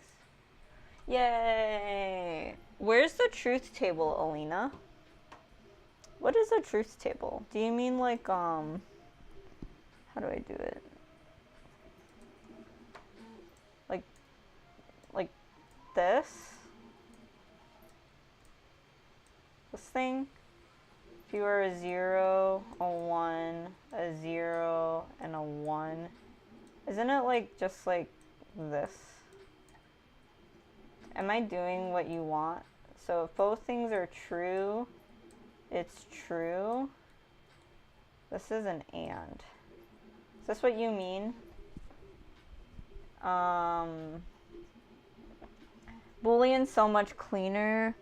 I'm just following the instructor's thing. Yeah, I know the Boolean thing would have been a lot cleaner. What is your favorite door? Brown Disappointment. I will show you my favorite door. Have you seen those, what are they called? Like the kinematic, like spiral doors? Kinematic spiral door mechanism. Yeah, that's a truth table. Okay, that's like what I thought.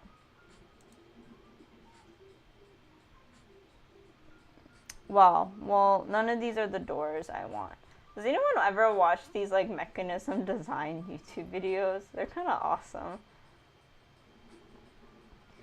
I don't know, like maybe like a iris mechanism. Do we have iris mechanism fans here? Look at this. Yeah. That's my favorite kind of door, Brown Disappointment. I had this thought today. Why do revolving doors exist? They have a lot of revolving doors where I live, where it's really cold. My theory is they maybe save more heat or energy than a regular door, but I don't know why. Or maybe it's just people can go in and out at the same time, so it's like a flow thing. I don't actually know though, if you want to find the answer. I don't know why I made this truth table. Hot door, very sexy. Why are you saying that about the iris door? Brown? That's kind of a weird thing to say. But to each their own, I guess. Oh wait, it does seem inefficient. You would think it'd let out more energy because it's not fully like gasketed or sealed, right? I don't know. Someone wants to look it up. I'd love the answer. I need to finish this video. That way I can hold down shift and kind of paint by holding down my left mouse button, or hold down control and paint to get rid of any faces that I want to keep. Do make sure you change back to the select box so it doesn't get confusing. At this point, once I've got all these faces, I can press delete, then faces. And that has created a hole in my wall. When I go back to solid mode, so Z, solid mode, we can see we've got a nice hole in the wall there. And the faces are deleted because we've got the mirror modifier on, a mirror to the back along the y-axis. Oh, I already applied that. Back, we've got a nice module. Let's go back into object mode. I did it. So pause the video here to catch up with me. Cutting a hole into your wall We section. did. Use the edges that are already there to make Flow capacity, which acts more like a danger to people than increasing flow capacity. That's true. I almost got stuck in a revolving door last night. Do remember you only need one pillar. Also remember to apply your mirror. And do think about your active object and therefore which object you are joining in. Okay. So I guess we don't need this pillar for the module. So we just need this. Oh wait, and then we have to shift, and shift. We want that to be selected last, something about the point, and then Control J to join. That's it. There's our module. So I'll call this door module.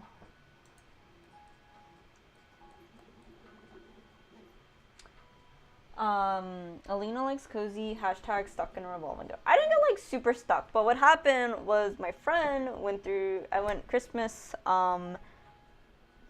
shopping last night too, and then like my friend like went through the revolving door at the mall, and then like I'm like, should I go, should I stay, should I go, and then I like went in the same little wedge as her pie slice, and then I'm like, scooting, like, and getting my heels are about to get like crushed by the wedge wall behind me, and it's a very terrifying 2.5 seconds.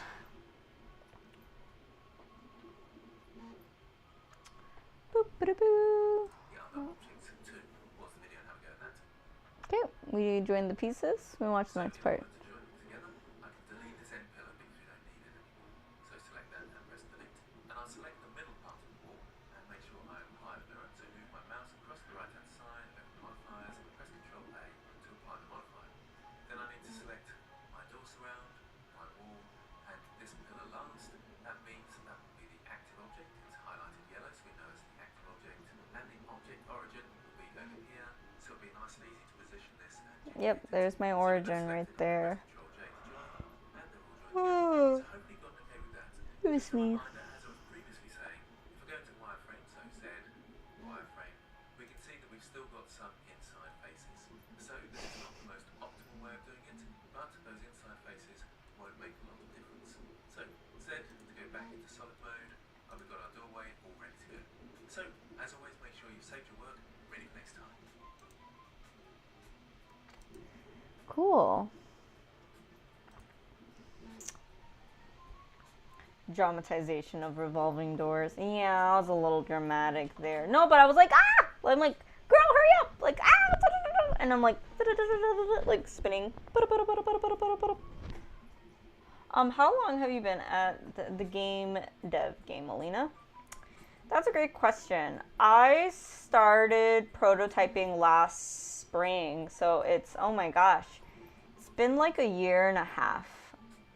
Yeah, it's been about 1.5 years that I've been learning and self-teaching myself game dev, which is wild. So I got started with Unity and Playmaker, and it's like, it's weird because I will say, well, I feel like I have been learning Blender really quickly over the last 10 days. I feel like I thought I would be a lot better at Unity at this point in time and programming at this point in time, but there were definitely some chunks of time where I had like a full-time job and I just wasn't doing as much dev. There was also like a month that I was like just busy with family stuff and like took a month off, and so I don't know, like life got that, I'm making excuses, but life got in the way, and so I don't want to say I'm like disappointed, but I mean, I don't know, if you do something for 1.5 years, like you should be like pretty good at it. I don't know. It's like my debate. Well, Sean, thank you. That's what I thought. Now it's been like 5 years. Yeah, so I think I'm still like, I'm not like new, but I feel like I'm still like a beginner or like an advanced beginner. But for whatever reason, I thought I would be intermediate by now. But there's a lot of fundamentals that I still need to learn, especially on the programming side. And I think there's a bit of a thing where I'm almost like relearning certain things because I started with no code. I started with Playmaker, so visual scripting, which was great. And there was no way I was ever gonna ever in my life start it without it. But then now trying to graduate from Playmaker. I still love Playmaker, but there's certain things I had to do in C#. Just like certain systems that I had to just like learn, and so in a way I'm almost like restarted some of my learning process. I don't know if that makes sense, but then Playmaker gave me some like high level fundamentals, but it's hard to explain. But I don't regret the way I did things because I wouldn't have been able to even prototype or get started without visual scripting. There's too much information in the game dev industry and so many corners to traverse. It takes a lifetime. Yeah, I don't know. I know, it's like I also didn't optimize my learning to just learn. Like I was just trying to build Fitment. I was just trying to build my project and like there's been many versions of Fitment, I should say, too.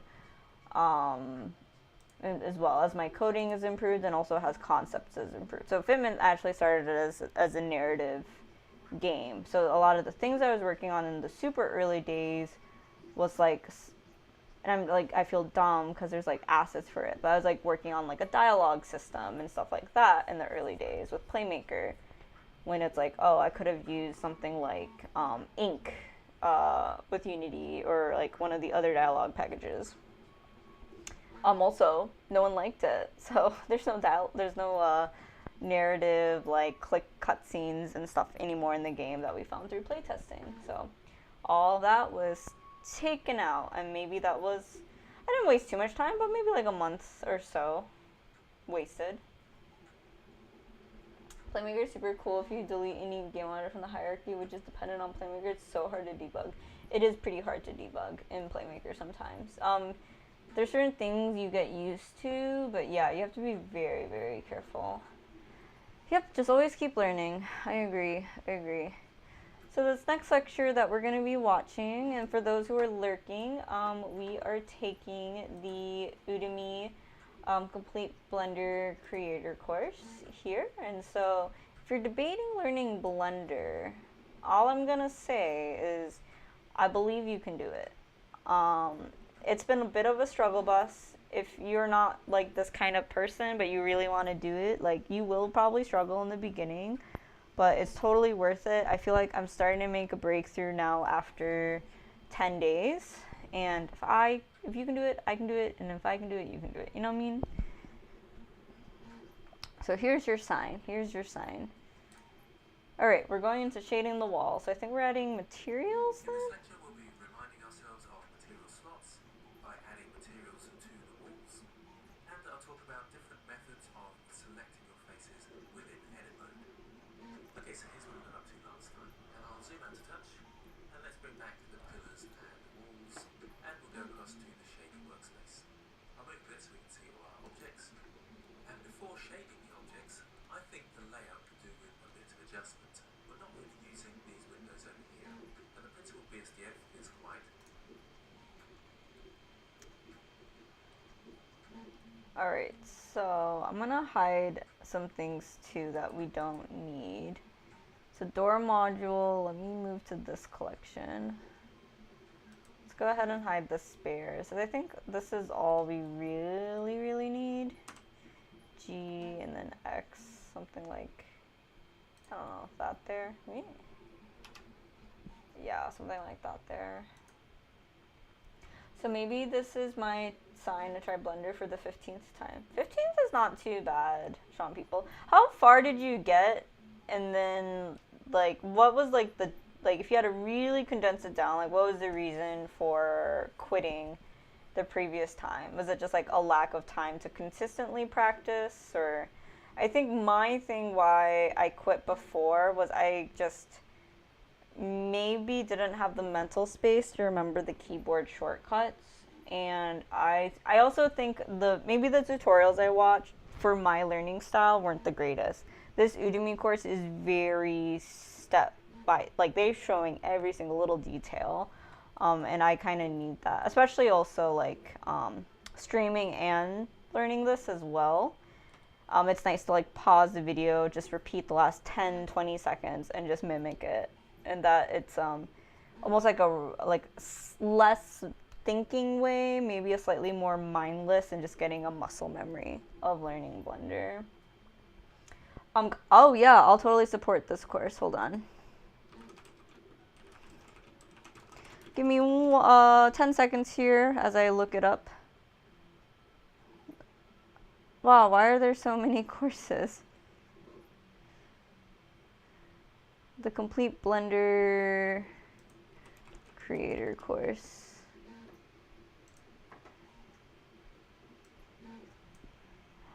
Why this is like not the right course?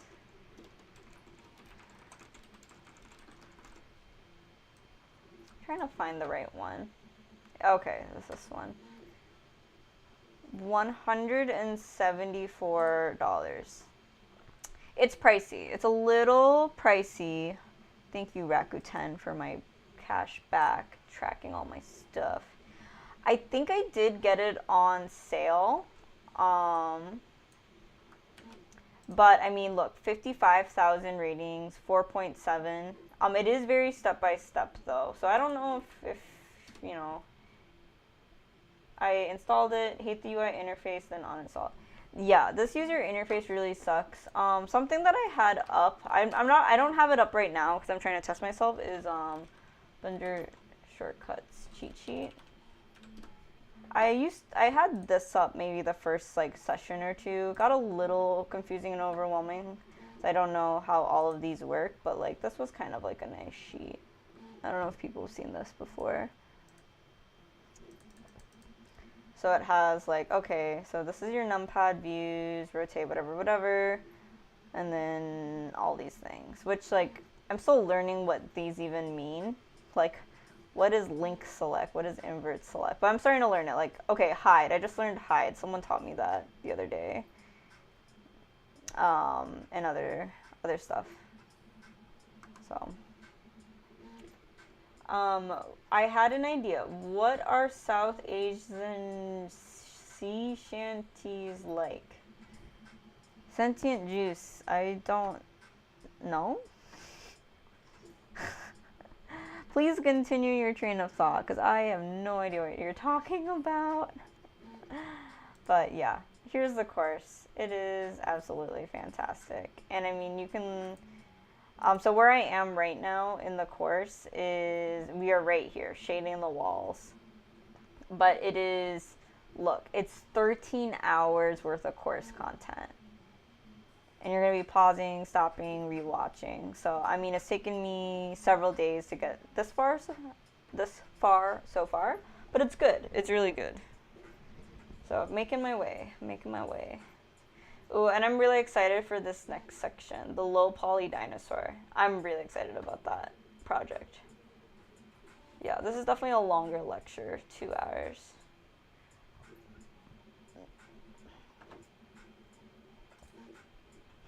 But I get it, Sean, people. I'm same exact thing as you. I just got really like frustrated. Udemy's on sale like 0% of the time. Oh, 80%. Yeah, it is like on sale a lot. So right now, full price of the course, $175 US. But I think you can find a sale for it. There's probably like gonna be a New Year's sale. It's on sale for $25 for the next 5 hours. What?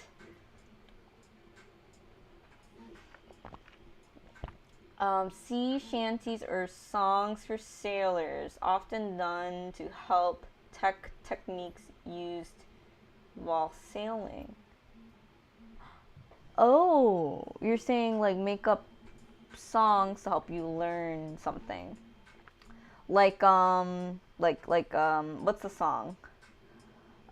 Stop, drop, and roll. If you're on fire, like that one.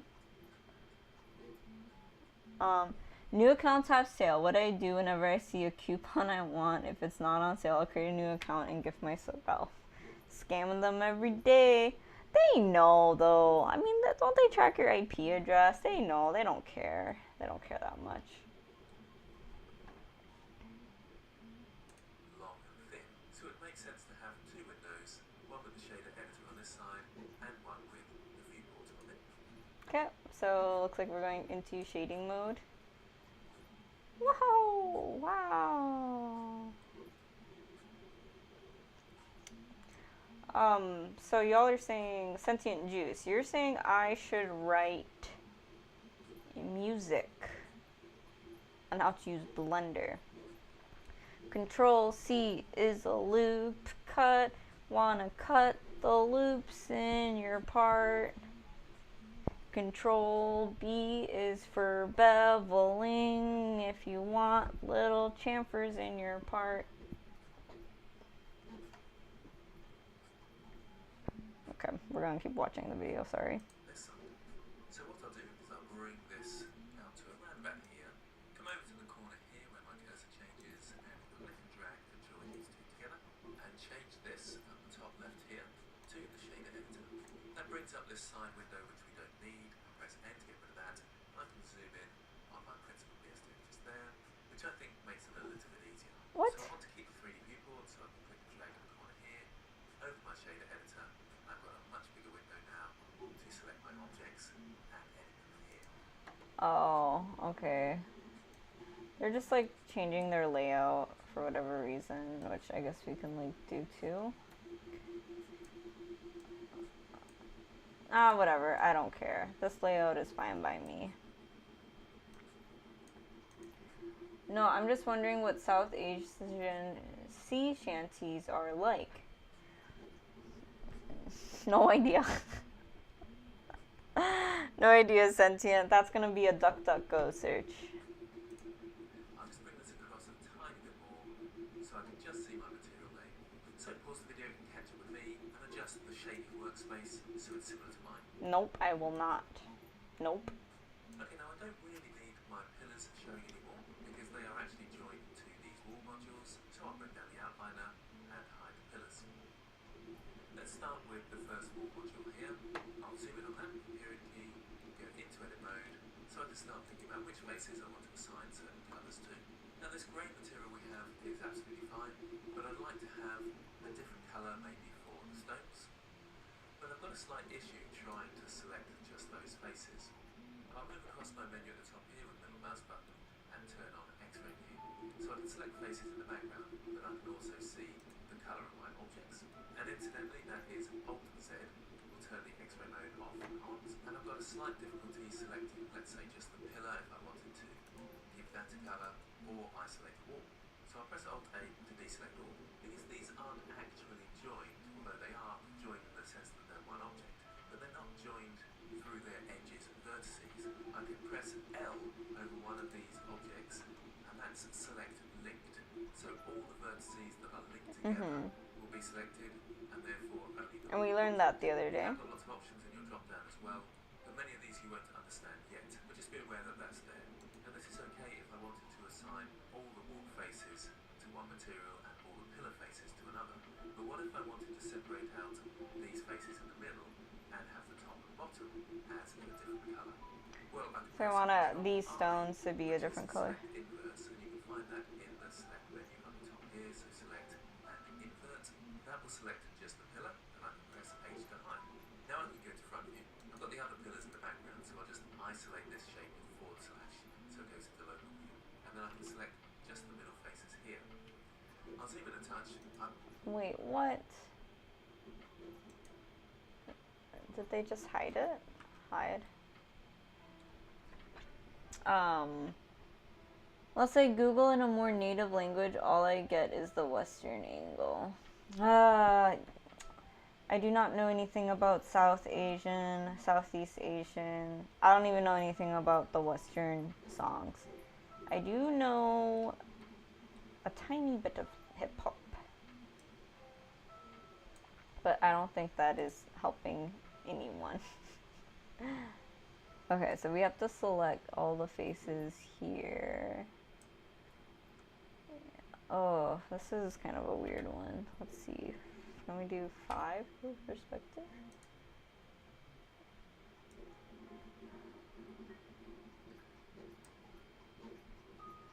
Oh, that's a little too much. I don't want the underneath lip here. I just want, like, let's see. There we go. I've actually got this face here and at the top selected as well, and on the other side. So I can press Control minus to shrink the selection, and now I've only got the bricks. Again, that option is under the select more or less, and that's Control numpad minus just there. So now I can assign these middle faces to a new material. So I'll come up to my slots, add a new slot, and I can assign them straight away, and they turn white because that's the default if you haven't got any material. I'll create a new material though, and I'll call it grey and then light. I choose that instead of light grey because when I click on the drop down it's alphabetical, so they'll be next to each other. And I I want it a little green, like somewhere will be around here. I'll just quickly go to object mode. it's like a little off, just a little different. Nice. Let's bring it down a little bit more though, just about there. Okay, so it's time to catch up with me and give the stones within the wall section a lighter grey material slot. Pause the video and have a go at that. Cool. Hey, Leeson, welcome back. Daytime's going not too bad. I'm going a little slow this stream, but that's a-okay. No pressure, no pressure. Definitely starting to get the hang of things though, and pretty excited that some of the items that I designed, though there are some glitches if you look carefully, if you remember some of those last streams. That update is out on what you call it, Android. Actually, I'm gonna quickly switch to my Mac. You're not gonna see this on screen though, and make sure that this gets uploaded. Just press the upload button there. What would you do with a drunken sailor? Shave his belly with a rusty razor. What would you do with a drunken sailor? Put and bring him till he's sober? Mr. Get Rex, I like this hand thing that you figured out. Ooh. Okay. Let's see. One moment, y'all. Hold on, just getting set up. Here we go. And let's watch the rest of the course. So right now in this particular part, we are getting near the end of this chapter of lectures, which is the modular dungeon. So we have like, I don't know, a bunch of stuff I get out of isolate mode or whatever you call it. We have all our different walls and a bunch of different stuff here. And we're going to use all these little modular pieces to put them together and make a little dungeon scene. Ooh, creepy. Cozy. Cute. Okay, so back into edit mode, and you can see it's still got the pillar. Hi! Let's see. Ishairu, or Ishairu, welcome to the stream. Thank you so much for the follow. Hi. Always lovely to have new folks here. Not sure how long you've been lurking, but we're a game dev stream, and it's my personal goal to learn Blender by 2023, so we got like 9 days left, and not doing so bad. I think I'm gonna hit beginner status pretty soon. Oh my god, there's a max contribution per stream. Mr. Get Rex, I'm not trying to cheat the system. What did I do? Hold on, let me fix that.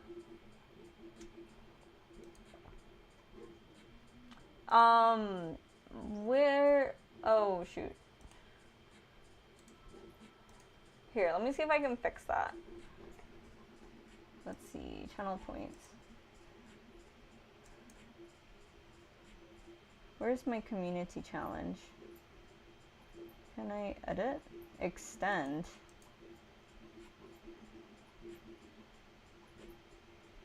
I actually can't edit it. I can extend it though. I want to spend more points. Ishiru, I'm doing really well. Well, actually, I wasn't. There's been a lot of bugs. This week was kind of like just a really draining week. I don't know why bugs are sometimes so mentally and emotionally draining. That's just something I have to get over. That's a me problem. It's me. Hi, I'm the problem. It's me. Like the Taylor Swift song. So, but you know what? Like, what a blessing. Like, I get to sit here in my parents' basement. I get to stream. I get to learn. I get to work on game dev full time. So I have a lot of positive stuff happening and going on in my life as well. So I'm doing well. I'm bragging now. No matter what, just make sure you stream every day now. Otherwise, you're fired. I'm going to try and stream a little bit every day. It's my job. A drop of Nelson's blood wouldn't do us any harm. A drop of Nelson's blood wouldn't do us any harm. Sentient Juice Slave is going on some pirate rambles. Alright, and then just to let you know, we are watching the Complete Blender Creator course on Udemy in the background. So that's that beautiful voice you're going to hear in the background. That's below. It's going to be blacked out for digital read-write reasons. But I'm following along, and yeah, we're going to make this dungeon. We're working on materials. When you jump back into object mode, you can see the whole object again. But when in edit mode, it remembers your preference for which bits are hidden and which bits aren't. So I can press Alt-H to unhide objects. Remember, Alt-H. is kind of the reverse of commands. I can deselect all with Alt A. And let's say I wanted to give the pillar stone some colour. This time I'll select my wall first, so press L over the wall part and press H to hide. 1 to go to front view, and let's select these faces and these faces here. So these two stones are going to have a separate colour, and I just missed one there, so I'll just select that as well. So just have a quick check around, make sure you have got them.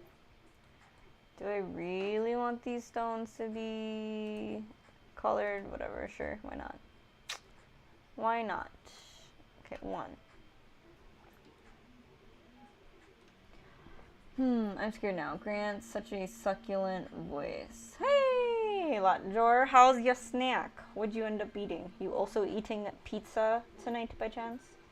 Admiral Nelson, one of the legendary admirals of the British Empire who stood up to Napoleon's fleet at the Battle of Trafalgar.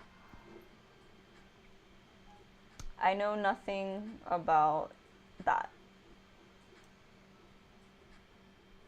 I took AP European History in high school, and that is probably the class I remember the least from, because basically that whole class we were just taught to memorize a bunch of facts, and I just did not retain anything of like any world history, and it's really horrible.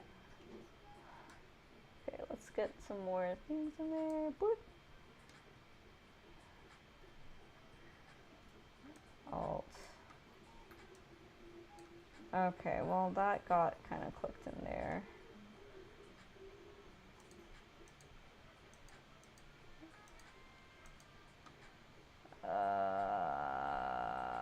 Okay, whatever.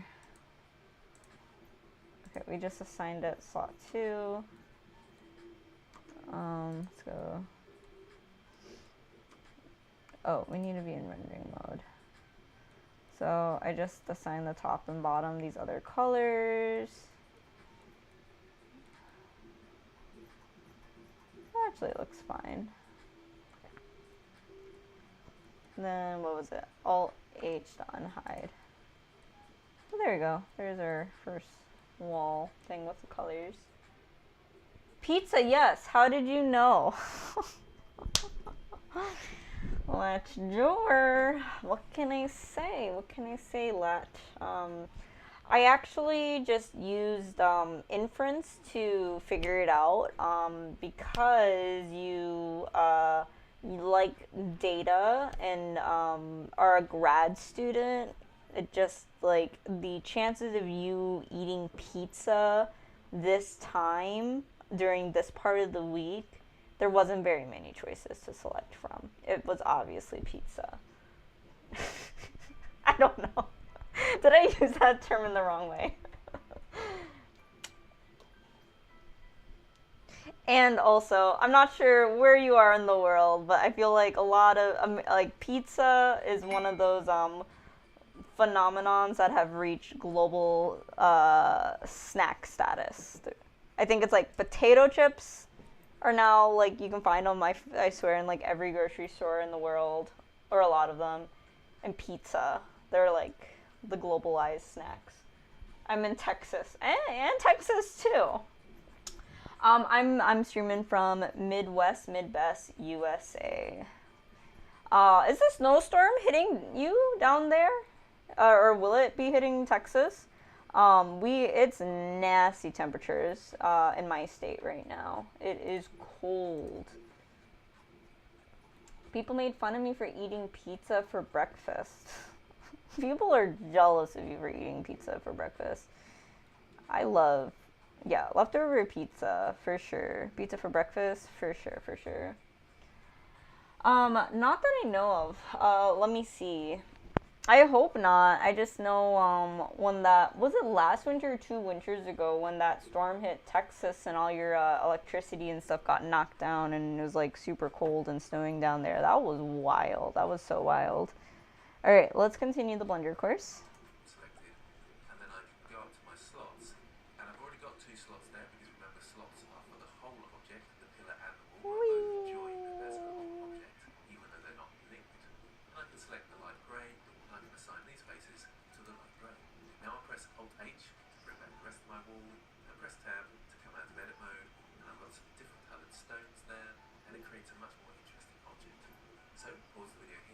assign the grey light material to some Did it size. already. It can look different to mine. That's Pizza's absolutely the fine. perfect food Just because if practice it's those done correct, techniques you can have a once full you get balanced meal on top of it. Okay, lastly, you can see that it's a little bit shiny, so I'm just going to bring up the roughness to somewhere around 0.8, like we normally do. And let's come out of local view with / so I can see my other wall modules. Good Your point. challenge then is to texture the other wall modules and the door opening using the grey material we've already got and the light grey material to add some variation across those objects. Yes, Udemy instructor. So if you didn't hear that, our next challenge is to just do the colors of the other ones. So let's go ahead and do that. So we'll exit out of here. Let's exit out of isolate mode. So I'll go ahead and hide this homie. And we're gonna work on this homie. How do I do it? Edit mode? Edit mode. I'll be Kansas City this weekend though. Okay, drop in temp and no snow. Okay, that's good, that's good. Oh my god, you have a second home? That's awesome. I'm guessing celebrating some sort of Christmas or have some days off to do some stuff around that time period.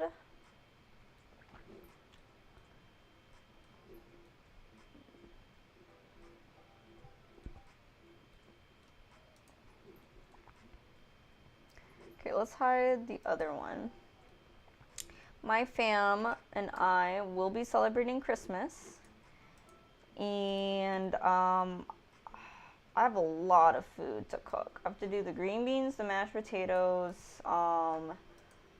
and I think the, oh yeah, and the turkey. My mom set me up for a lot this year. Oops. Oh, why is that happening? Tab. Shift click. What is it? H to hide. H to hide.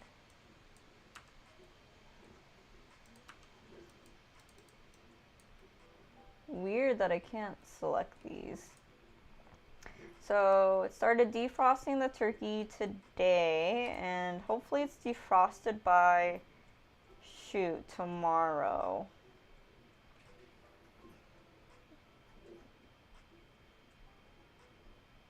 Okay, I was gonna do like a dry rub brine on it tomorrow. Might have to be Friday. Give it some more time to defrost.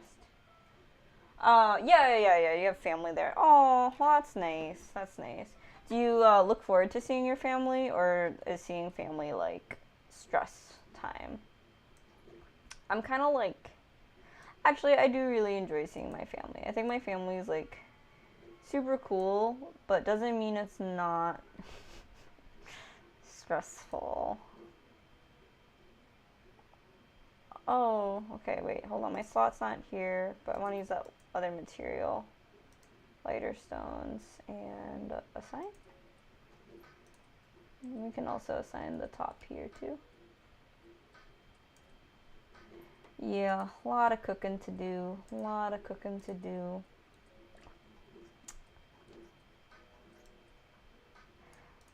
I used to live on the West Coast, so I used to go to Thanksgiving. I have some family on the West Coast too, so I used to go to that one. My extended family Thanksgiving, and I made a couple of bomb-ass turkeys for them. But now that I'm back in my home state, here in the Midwest, my family wants to finally have a chance at the Alina turkey, the cozy turkey. So that's why I've been put up to the challenge. Not bad, huh? Okay, just checking closely. This one should be the lighter face. Lighter face.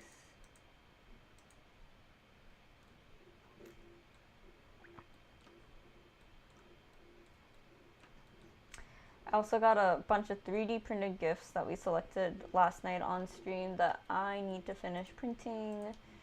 So it's a lot of work and like presents to wrap and I don't know. Christmas as an adult hits different than as a kid. Christmas was like one of my favorite things as a kid, though. I loved it, but like my grandparents, my grandma especially, she's passed now, but worked really hard to make Christmas like absolutely magical. Like went crazy over the went wild over the Christmas decorations and got really into it and like cooking the meal and like it was the like Americana quintessential Christmas long time ago. I do love that. But I didn't realize how much freaking work it is. She used to like make custom decorations every year too. Like she would like hand paint like a Santa Claus tablecloth. Like wild stuff like that. Like a collection, and she had like Christmas like dinnerware, like china, just to be used one day a year, that day. Just stuff like that. I tried to catch Santa every year. I had no idea because I was a dumb kid. But my grandpa, like I said, they put so much work into making it magical. My grandpa dressed up as Santa Claus and would just appear in the house for like a couple minutes and then disappear. And like I definitely believed in Santa probably up until the age of like 6 years old because of that. Because like I saw Santa when I was like 4 at the house, and I'm like, oh my gosh, there's Santa. Got some of his beard ones, baited him with cookies and milk. Bro, what do you mean? Santa is real. Okay, Mr. Get Rex, whatever you want to believe. I'm not here to judge people's belief systems or things like that. But yeah, the Christmas we celebrate is pretty much the capitalism version of Christmas. But I love it. I love gifts. I love things. And okay, awesome. My 3D print here just finished, which is great to see. Printing out the white versions of, just can't see it there, these chess pieces here for my father for his Christmas present, which is a chess set. I played, maybe it wasn't a lot, but played chess several times with my dad when I was really young. Well, I think I was like 7 or 8 at the time. And we used to have a chess set a long time ago.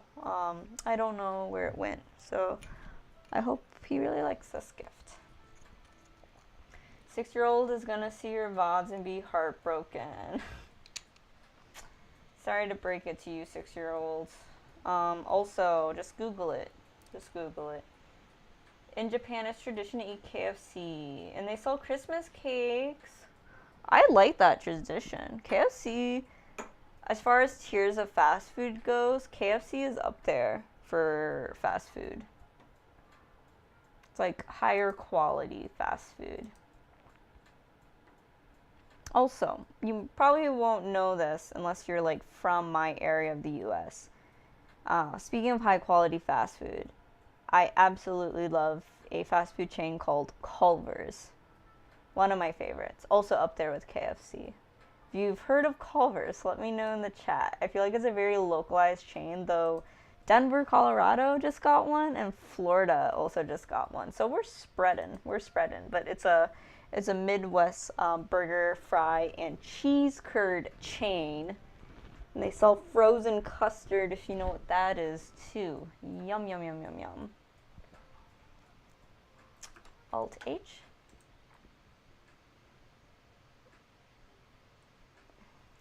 I kind of wanted to keep these all single colored. I don't like this multicolored thing.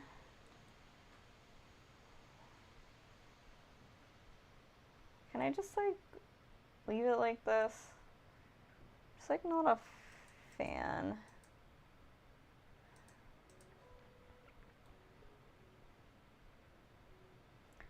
Ugh, maybe I should do something. I don't know.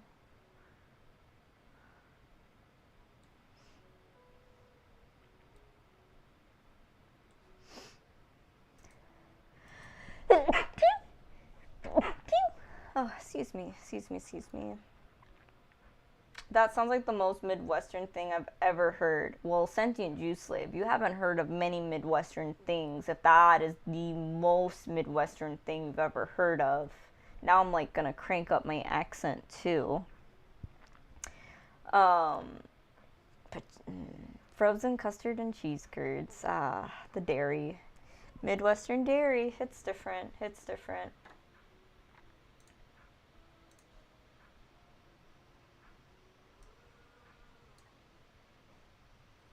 I can get into the Midwestern stereotypes, but I won't.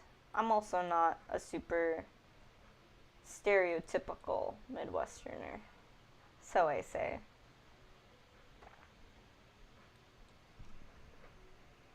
I don't know if I want to add more colors to this, like, third one. I just like it plain. Why do I have to decorate it?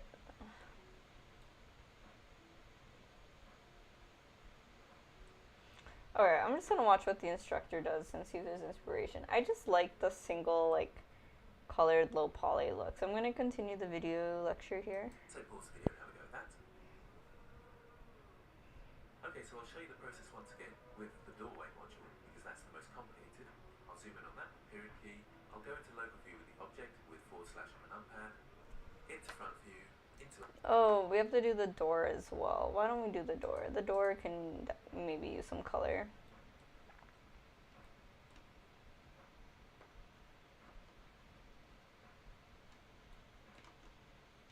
Come on, edit mode. Edit mode. Hide. Hide. Okay, for the door, we can just make the doorway all like white or something. Actually, let's go to wireframe to make sure we're selecting it all. Come on. 1 for front view.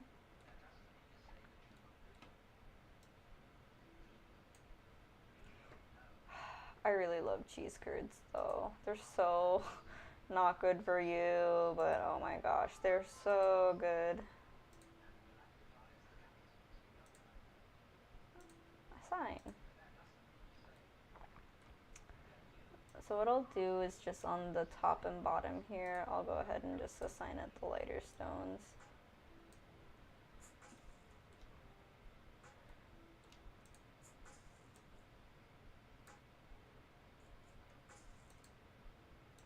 Cool, and let's go back to render view and check that out. And Alt, what is it? Alt H to show the other stones. And that looks fine, right?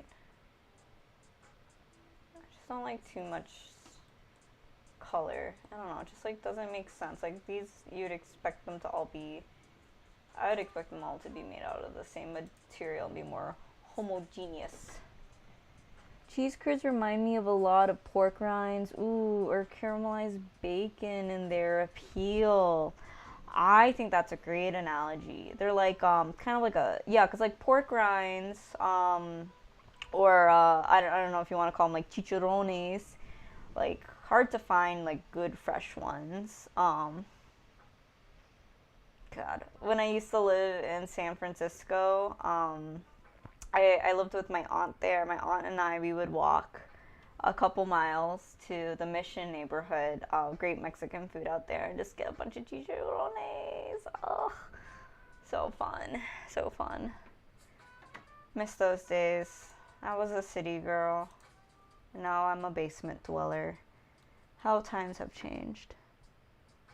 Alright, let's keep watching Udemy. To edit mode, I'll press Alt-A to deselect all, make sure there's no other faces selected, and let's start with the door surround by pressing L on that object.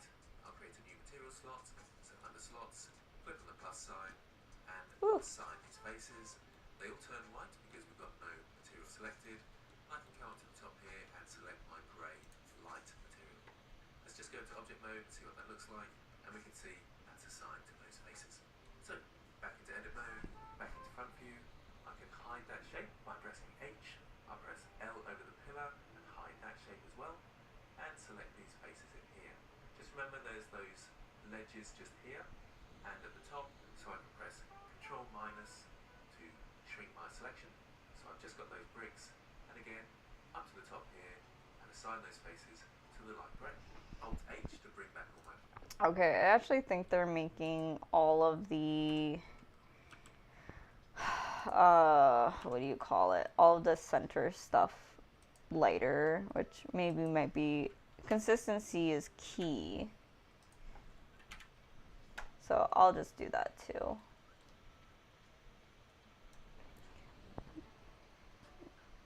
Merry little Christmas. Oh, look at those missing vertices. This is so hideous. Sorry. Ah! And then can we delete you two faces? Okay. And then what was it? Alt H, unhide, render mode. Okay, let's go ahead and just update the other one then. Isolation eventually turns into a positive cycle as you reaffirm the reason for your presence. Sentient. I'm going to reread that. This is a very deep statement. Isolation eventually turns into a positive cycle as you reaffirm the reason for your presence.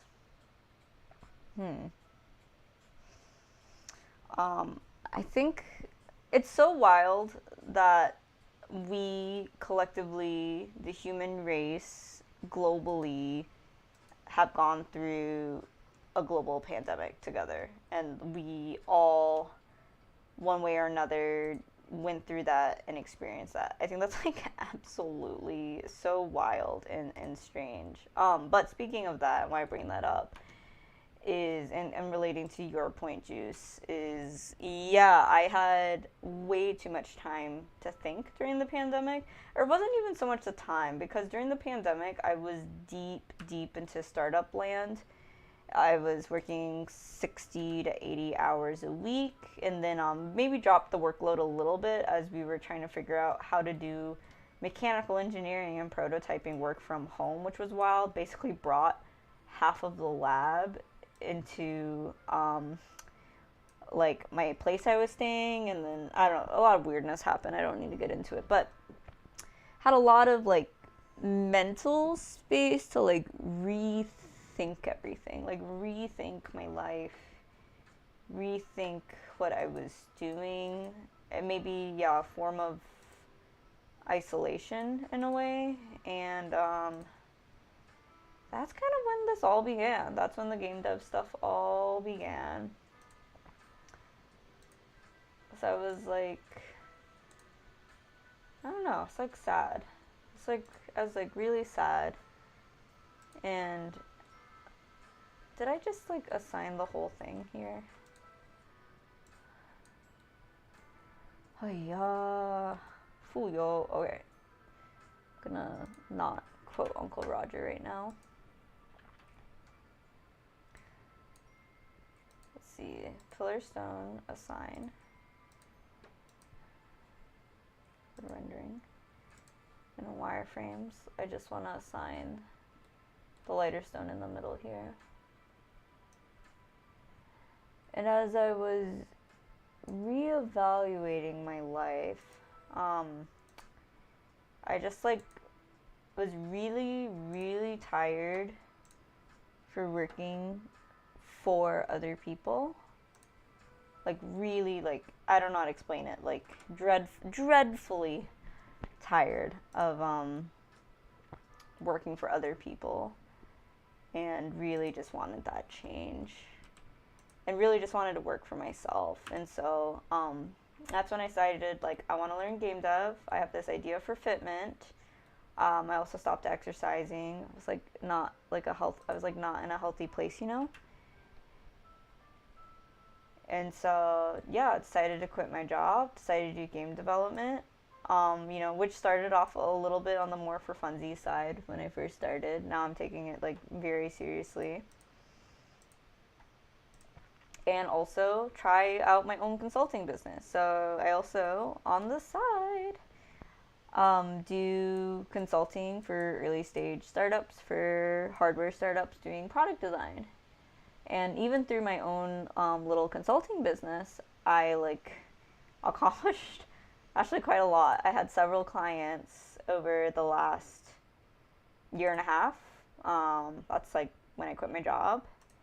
And it's just been like a wild ride to see like how much your life can change once you start putting yourself first. I'm not gonna say it was easier, because I had to work a lot. I had to work a lot to like get clients and like the game dev thing, and like I said earlier, I'm not as advanced as I would like to be. I'd like to be a lot farther along in my programming journey, but you know, balancing other stuff. And then, you know, parts, I temporarily returned back to work until I quit that again. And I'm kind of just like going with the flow. And right now, the flow wants me saving money, not living my city girl dreams, and living at home in isolation, and really focused on what do I really want, need to learn, and like how can I redirect my career here, fully my choice with all the resources I have, which is all of the internet. That's my rant. That is my long rant for tonight, y'all. Alright, let's continue the video series. My objects, Alt A to deselect all, and I'll select my door surround and my wall. I press L, then L again. Oh, let's do this other door too. You can just press L over those different objects and it will add to that selection. And press H to hide. Hold on, let's also we're gonna do this door as well.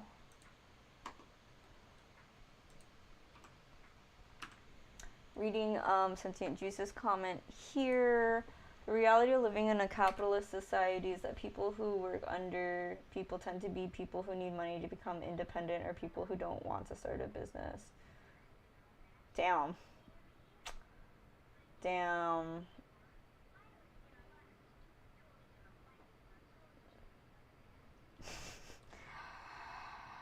I can't disagree with you, Juice Slave.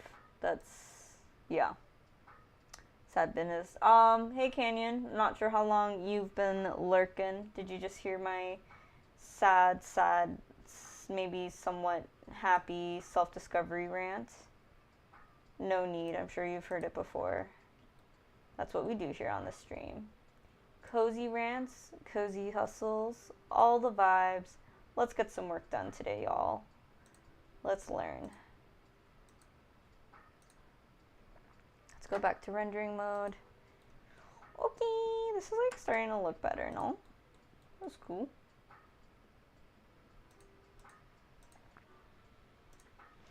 Oh, Canyon, we have I think Canyon is a data scientist as well, but Lot here is a machine learning grad student and also data analyst here who is new to the stream and just followed today. So just want to introduce, network y'all together.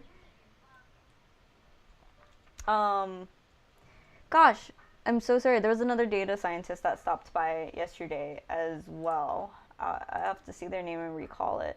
But yeah, a lot of data. Why is so many data scientists in the streams lately? That's kind of strange. I think I'm DS too. Yeah, we have a few data science folks. It's pretty cool. And Sentient works at an AI company. Yeah, a lot of like really smart folks in chat. Y'all are always so impressive. Makes me look like a noob. That's okay. A learning noob is better than a non-learning noob. Data scientists love you. Oh, which company, if you feel comfortable saying. Up to you, Juice. Be careful of internet strangers and revealing too much information about yourself. Into front view, select these faces and these faces at the bottom here as well. Just check that they are. And we're just continuing the course. We're working on materials. Once again, up to the slots and assign those to the library. Alt H to bring back my other objects. Tab to come out of edit mode. And there we have it, my door opening with those different bricks. I'll deselect my object with Alt A and come out of local view with / on my numpad, and I'll add materials to the other ones. Now it's worth pointing out that this pillar here is the same as this one at the end here, and we'll need to use that wall module as the other side to this wall here. And in fact, I'll show you that by coming to top view, pressing Alt-D to make a link duplicate, and if I hold down Control, that turns snapping on. I see. Yeah, this pillar here is the same as this pillar, so we probably want to do the same coloration of that as well. So can we isolate you? I don't know how this works. Let's hide the others, and we'll go into edit mode. And let's go link and hide. Link H for hide and wireframe.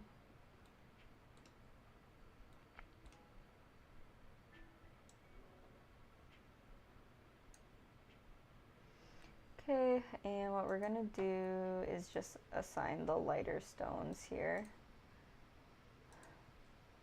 Just so it matches the other pillar for modularity. Oops. Startup. Yeah, we got some startup folks in chat. Sentient Juice, who else was working at a startup? I actually shouldn't name who does what. You reveal your own information about yourself. I will keep those things in my head. Thanks, Lotjor. Ooh, Lotjor, job seeking. How is job seeking going? I'm just curious. I know tech specifically has been a little harder hit compared to other job markets. So I can snap it into position and left click there.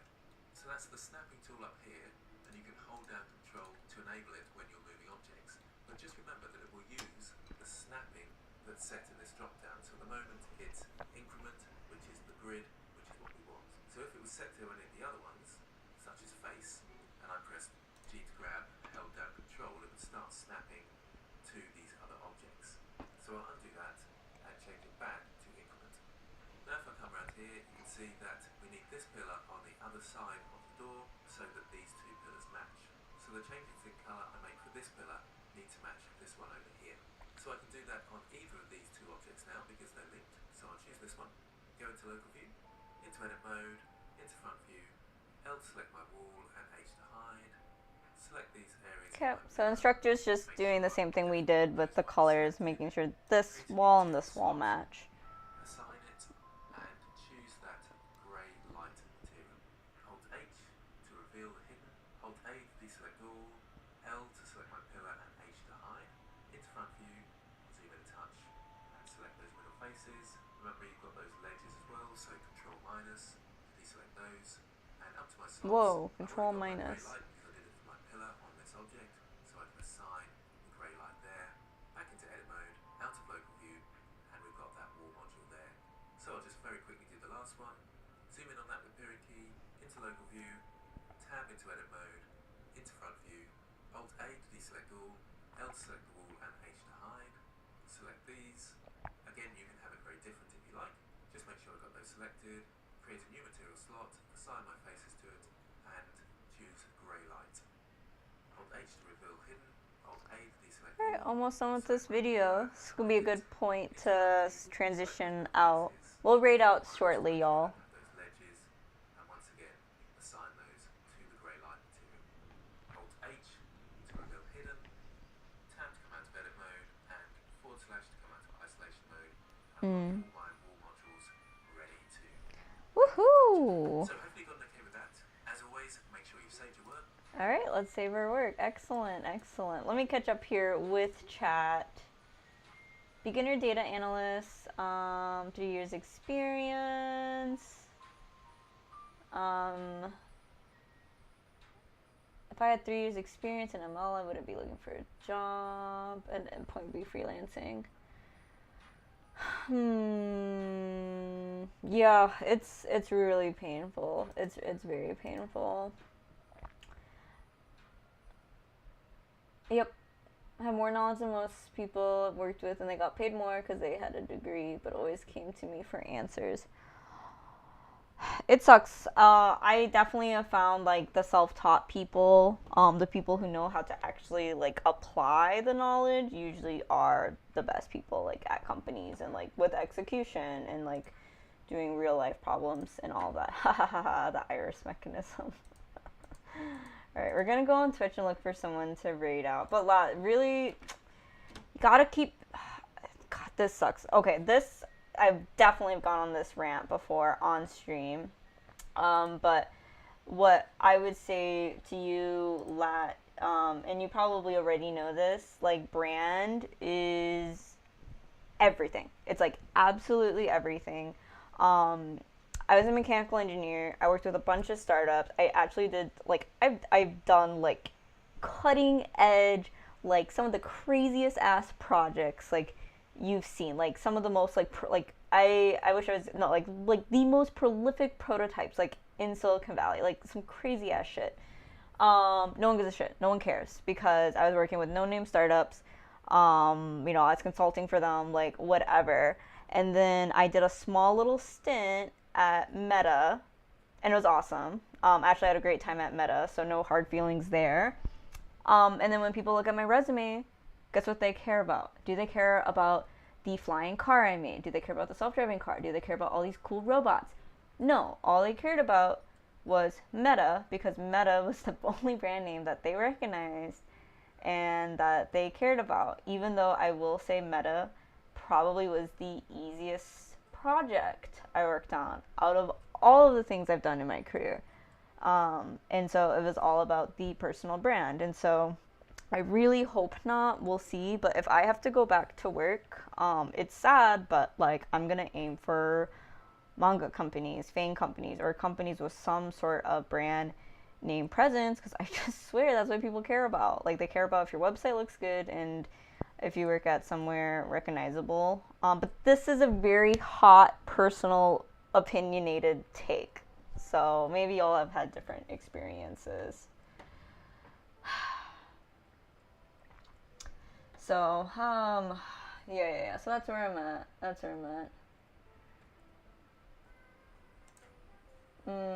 Just catching up here in chat, making sure I didn't miss anything. Recruiters are a pain because they don't actually study the topic they're in. Exactly, and that's what it is. I think it comes down to the recruiters. The recruiters, algorithm, whatever. Like big tech companies or recognizable company names just end up being like a straight up filter in their searches and stuff, or that's like all they recognize. Like if you hand a regular HR person my portfolio, I don't think they realize like how impressive it is. But I'm in late 30s and seeing a lot of peeps say, oh my god, you're not even old. They do, I think, tend to hire younger, but I think that's stupid too. That's very much ageist. That's not cool. Again, this is very opinionated personal rant and my strategy. I will be in my early 30s, and I'm thinking of maybe, I don't want to. I want game dev to be my thing and stuff, but you know, fundraising's been really tough right now and all of that. So I gotta be, you know, pragmatic. Put some, what's it called? Some spears, some irons in the fire. Yeah, tell us the projects. Yeah. I got a raid out. Yeah, I'd love to chat more about projects a different stream. Next time I see you on Lat. No pressure. Whenever you catch my stream. So thanks for the follow. We can chat about it. Just remind me. Spears in the fire? Irons in the fire. Irons, I think. Okay. I love reading out to a smaller streamer. So, ooh, fanboy writing music. I like that. iOS development. I hate iOS development. Fastest coder alive. That's very, I like, how clickbaity that title is. Love it, Martin. Keep it up. Back to my modding tool, Kotlin exercises. Any requests? Anything sound super interesting to you all?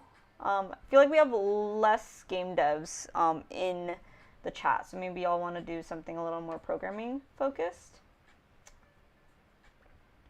I lurked in hard tonight. Oh my gosh, Mr. Get Rex, you getting those points. You're getting those thousands of points and maxing out my system. Community challenge, by the way. 24k points gets you 24 hours of Alina. Crazy Legumes. You got it. Let's check out Crazy Legumes. Game dev. Condition editor events. Ooh, and Unity. I like that. Perfect. And pixel art. That's a really great choice, Sentient Juice Slave. So I'll hang out at Crazy Legumes for a little bit.